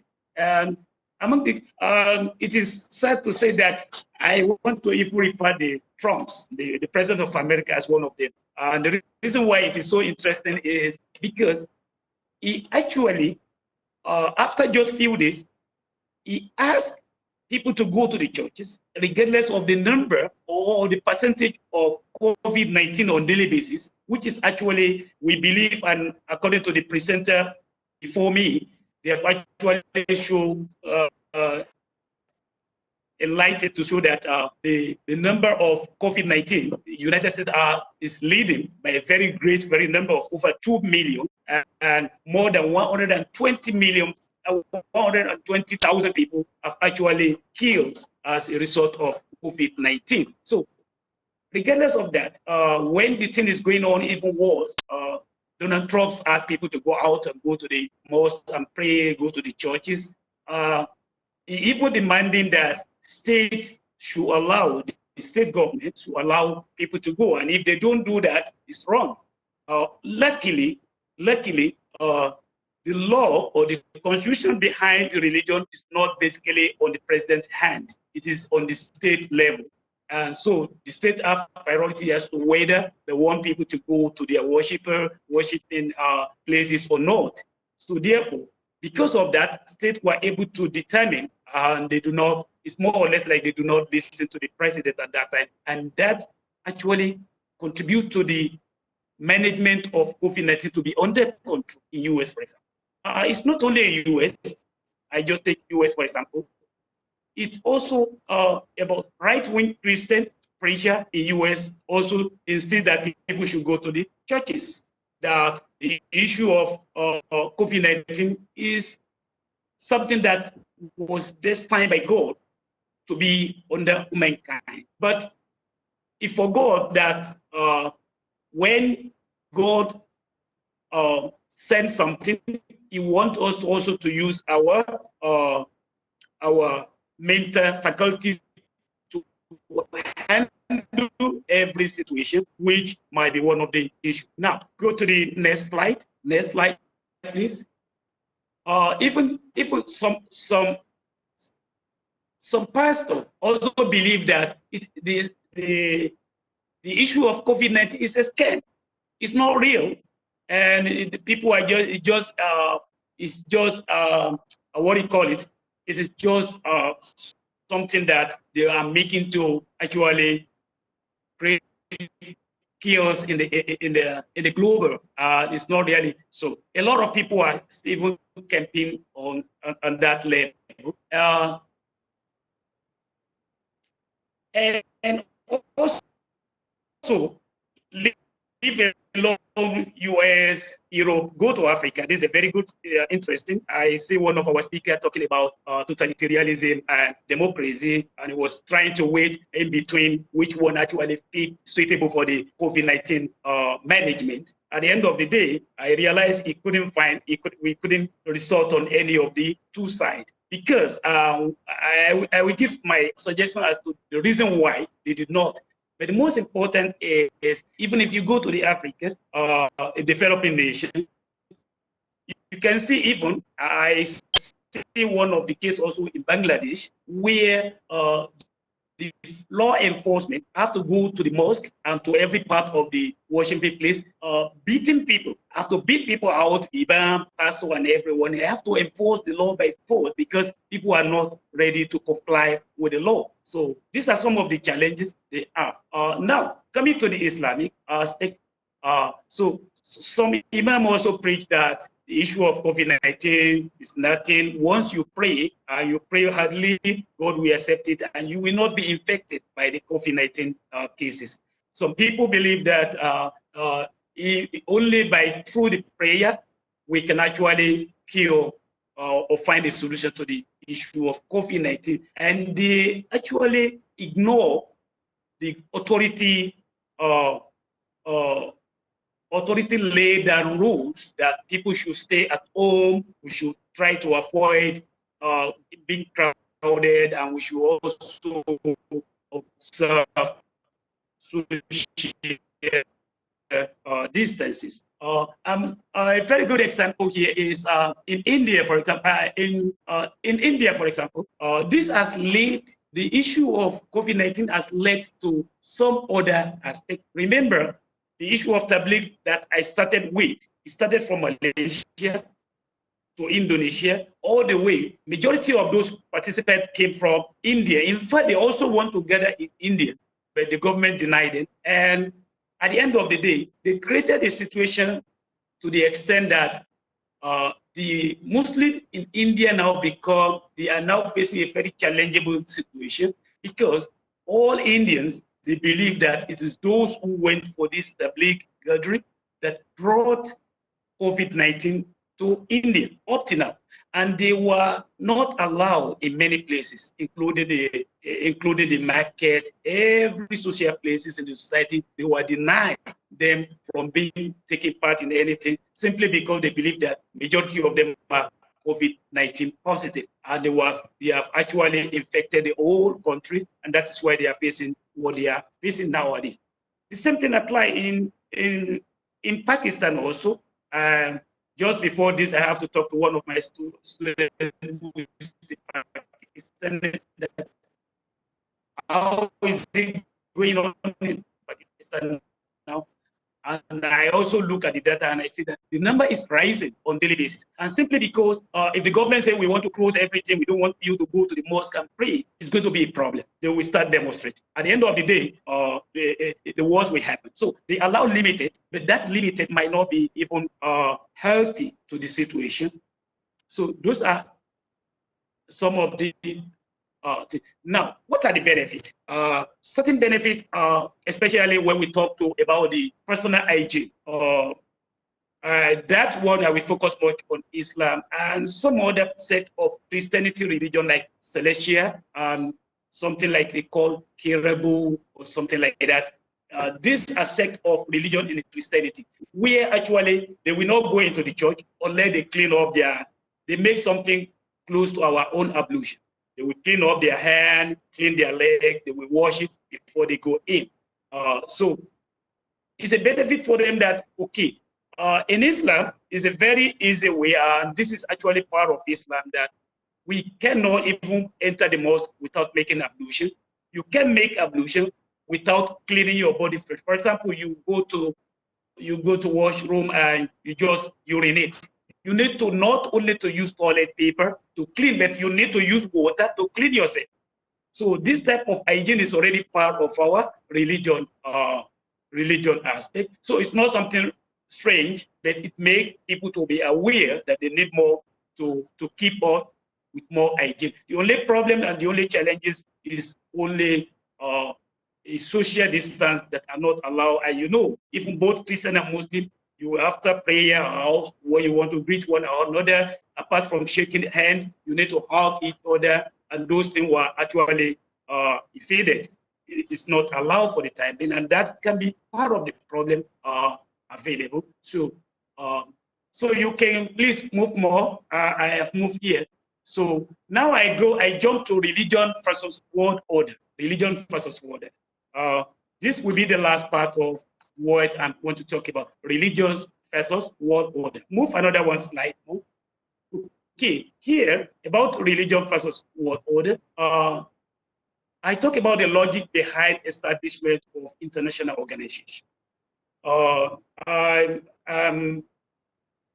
enjoying all the previous presentation regarding the world order, how it is in Europe, how it is in Asia, Malaysia, Thailand, and Singapore, and Indonesia, for example, and others.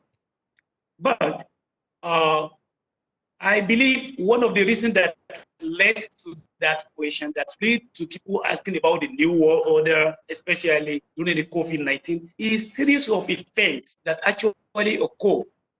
Actually, the event occur not immediately during the COVID-19. It has actually started long time ago, especially the trade war between United States and China has been creating a lot of things, and a lot of academic and professionals have been talking, writing a lot about it as to whether China is taking over the leadership from the United States. But do not let us forget that the issue of world order actually emerged immediately after the end of Second World War.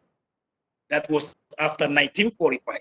And it started, the first chance is the United States and the then Soviet Union ran into a very cold war, which we consider a very famous Cold War.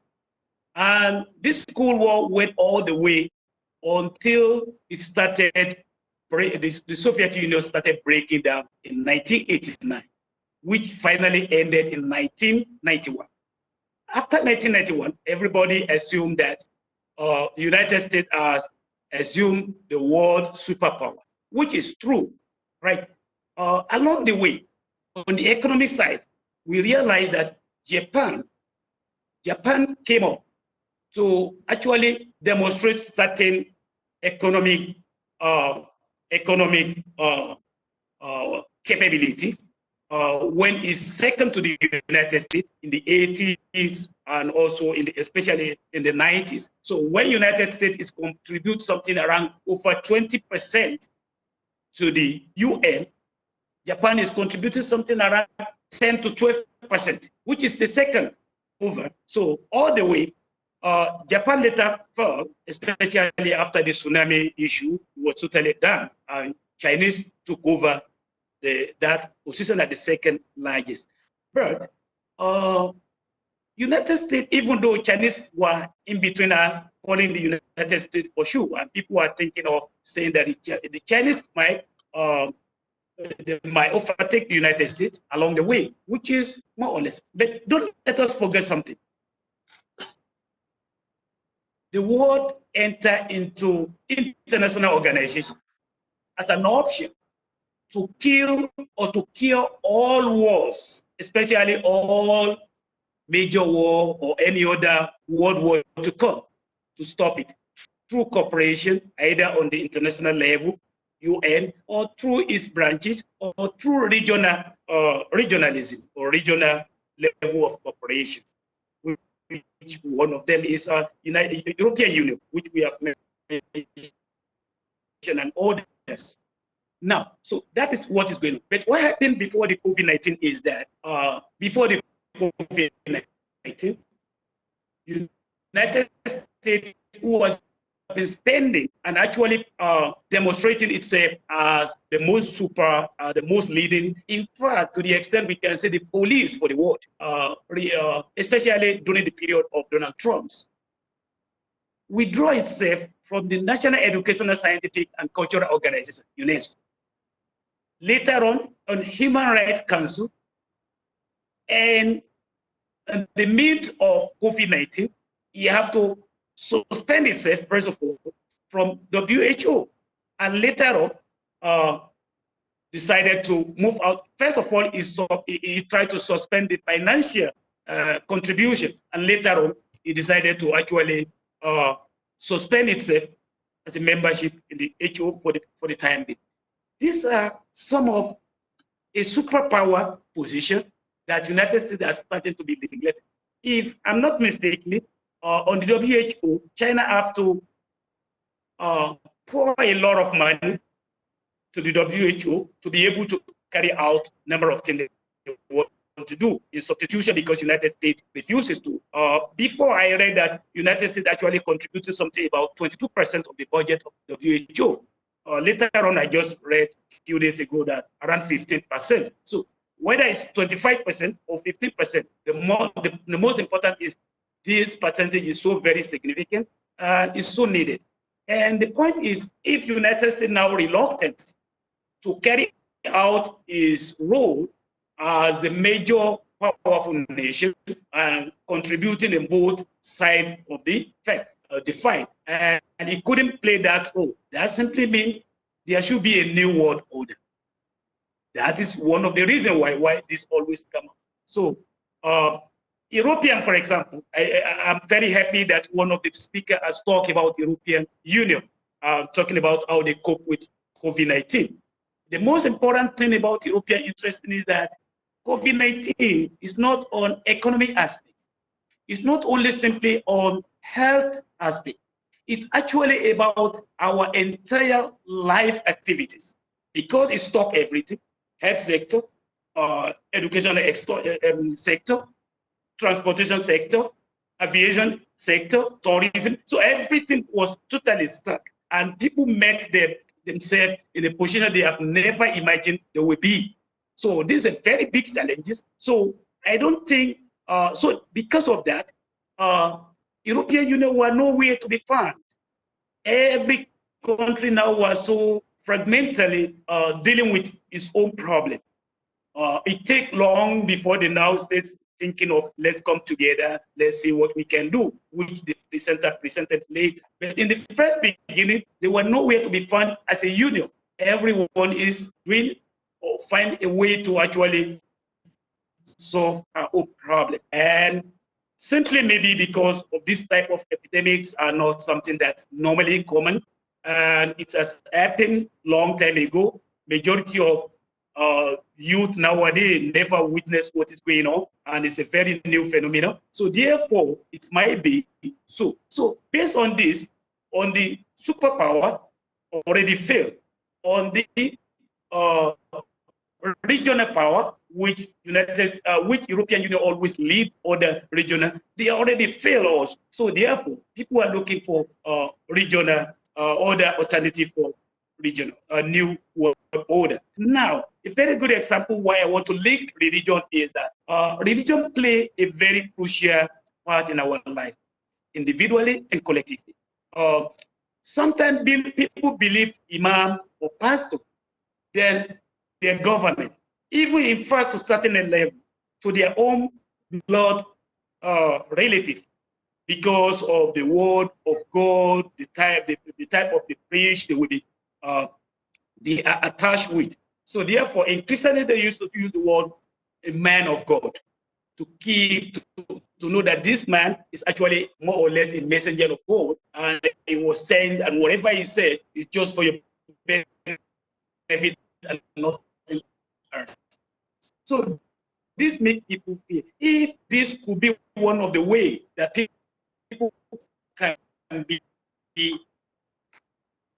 can use to embrace one another and listen. Why can religion play a very great and crucial role when it comes to this word? To say all those religious international organizations can actually come together, they can actually play a certain role in actually dealing with our leaders and dealing with our social system. Now, finally, before I hand up before I go to my conclusion, I want to believe that whether totalitarianism or democracy, the system does not matter. What matters is the awareness in every country, how the government make people known to this, make people familiar to the risk of COVID-19. If people really understood in a very, not on a very fearful way, a very simple, easy way, they were convinced that this is dangerous, is risk to our life, to our children, to our family, to our environment, and government put in place a normal mechanism to handle how people's life will go on around that time. I believe people will be willing to comply with whatever rule and regulation laid down by the government, rather than lay down regulation but don't care about the life of the people. I think this is what makes some of the country some of the worst things happen in many places. If you look, for example, United States lost how many jobs during this period of time, and not half of them actually can get remedies from the government.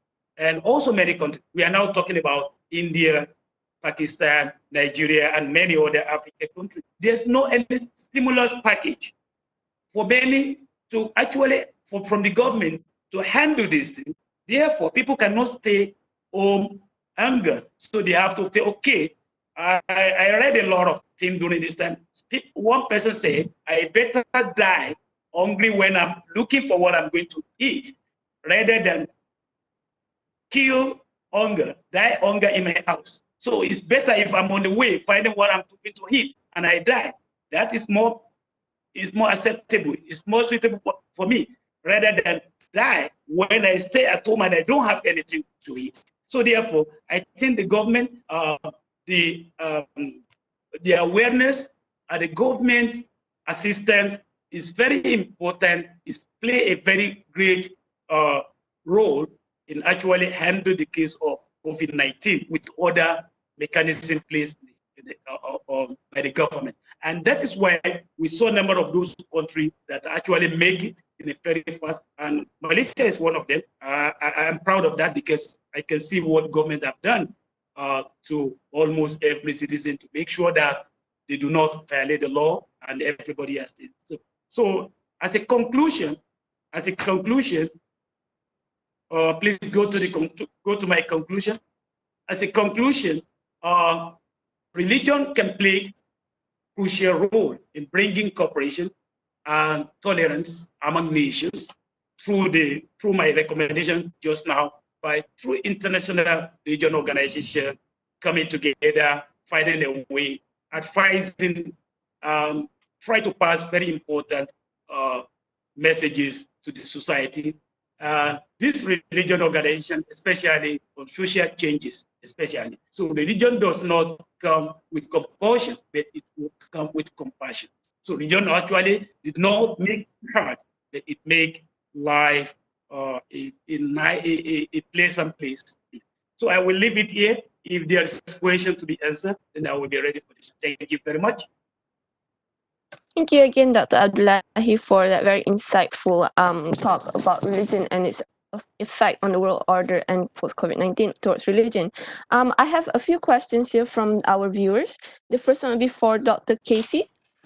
They ask, you said that there is no BRI without globalization. What's your response to Dr. Vicencio idea about the world to limited globalization? Do you agree? And what will the effect be on the BRI if it happens? Dr. Casey, you unmute your mic first.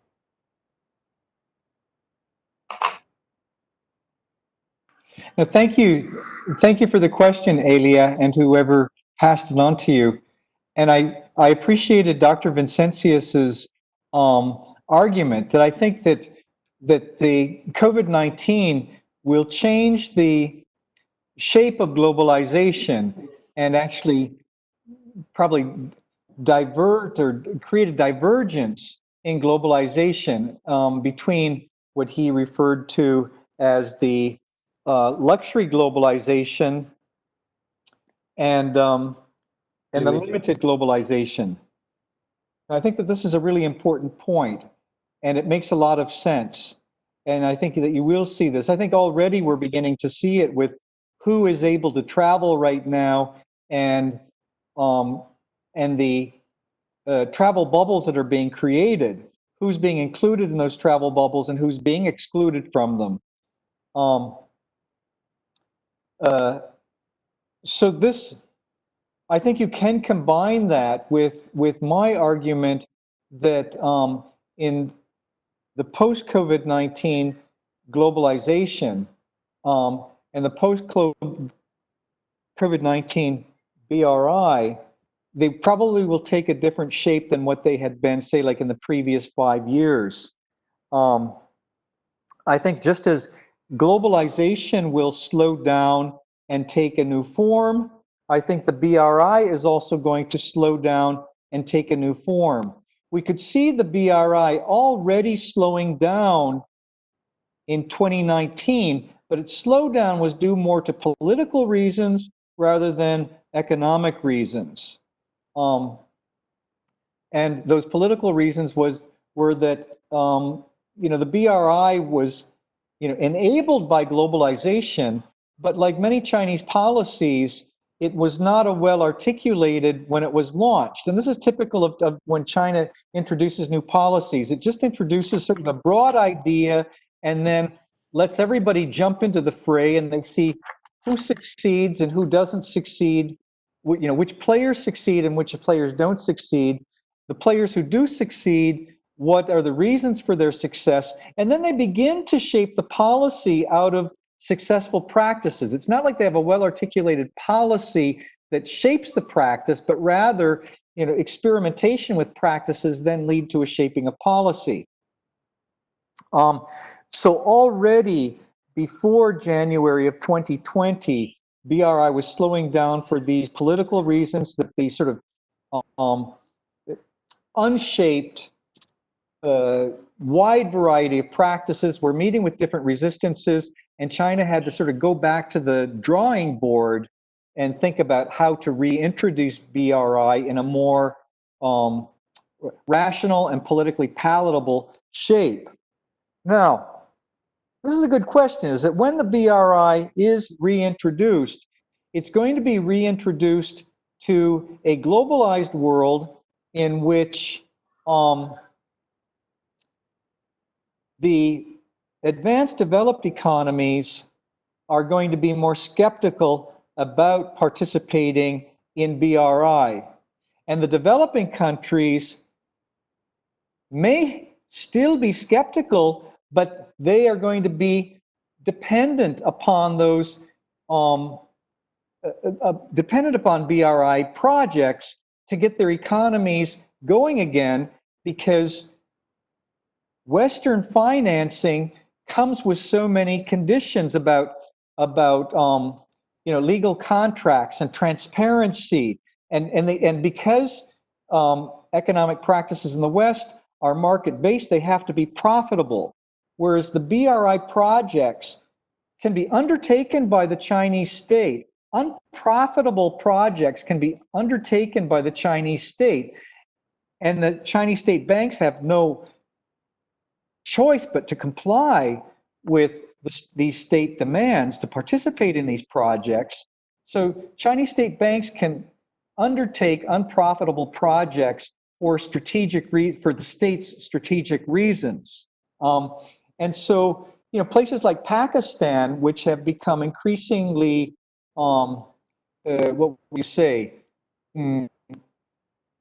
hesitant to just follow Chinese financing, and which results in Pakistan getting in trouble, because often the Chinese financing comes at much higher costs because these developing countries are bad creditworthy and they don't have an alternative to go to other than China. So in a nutshell, in the post-COVID-19 world, I agree with Dr. Vincentius. Globalization is going to take new shapes. And BRI will take a new shape, and in this new shape, it's sort of like those countries that are participating in luxury globalization are going to probably be more hesitant about participating in BRI, and those countries that are participating in the limited globalization may become dependent upon BRI if the Western countries in a slower growing global economy, that those Western countries are more inwardly focused. All right. Thank you, Dr. Casey, for the answer. And thank you all the viewers as well as the keynote speakers for spending your time and giving your knowledge for all of us. I'm so sorry for the extension of time, but I'm glad that all of you stayed with us. Thank you again for the keynote speakers, and hopefully all us viewers will be able to get all the knowledge that you have given to us and put it into our daily lives as well as our studies. So thank you once again. And with that, I end this webinar. Thank you. Thank you. Thank you very much. Thank you. Thank you. Thank you. Thank you, Pak Dukis. Thank you, Casey. Yeah. Thank you, Pak Thank you, Dr. Yatno. Yatno. Thank you, Elia. Yeah. Thank you, all our friends. Thank you. Yeah. Yeah. Yeah. Pak Ebi, makasih. Thank you very much, Pak Thank Ebi. you. Makasih, Pak Ebi. Terima Yeah. kasih semuanya. Thank Yeah. you. Thank you. Oga, Thank you, Oga. doctors. Thank you very much, Oga. Have a Thank you, nice Dr. day. Abdullahi. Yeah. All right, thank you, Doctor. Okay, thank you. Casey, thank you very much, Casey. Dr. Ahmad, thank you too. Yeah. Bye-bye. Thank you, Vice Chancellor Effendi. Thank you, Dr. Yatno. Thank you, Yeah. Elia. Thank you, fellow participants. Thank you, everyone. Thank you, everyone. Uh, Bye-bye. Bye-bye.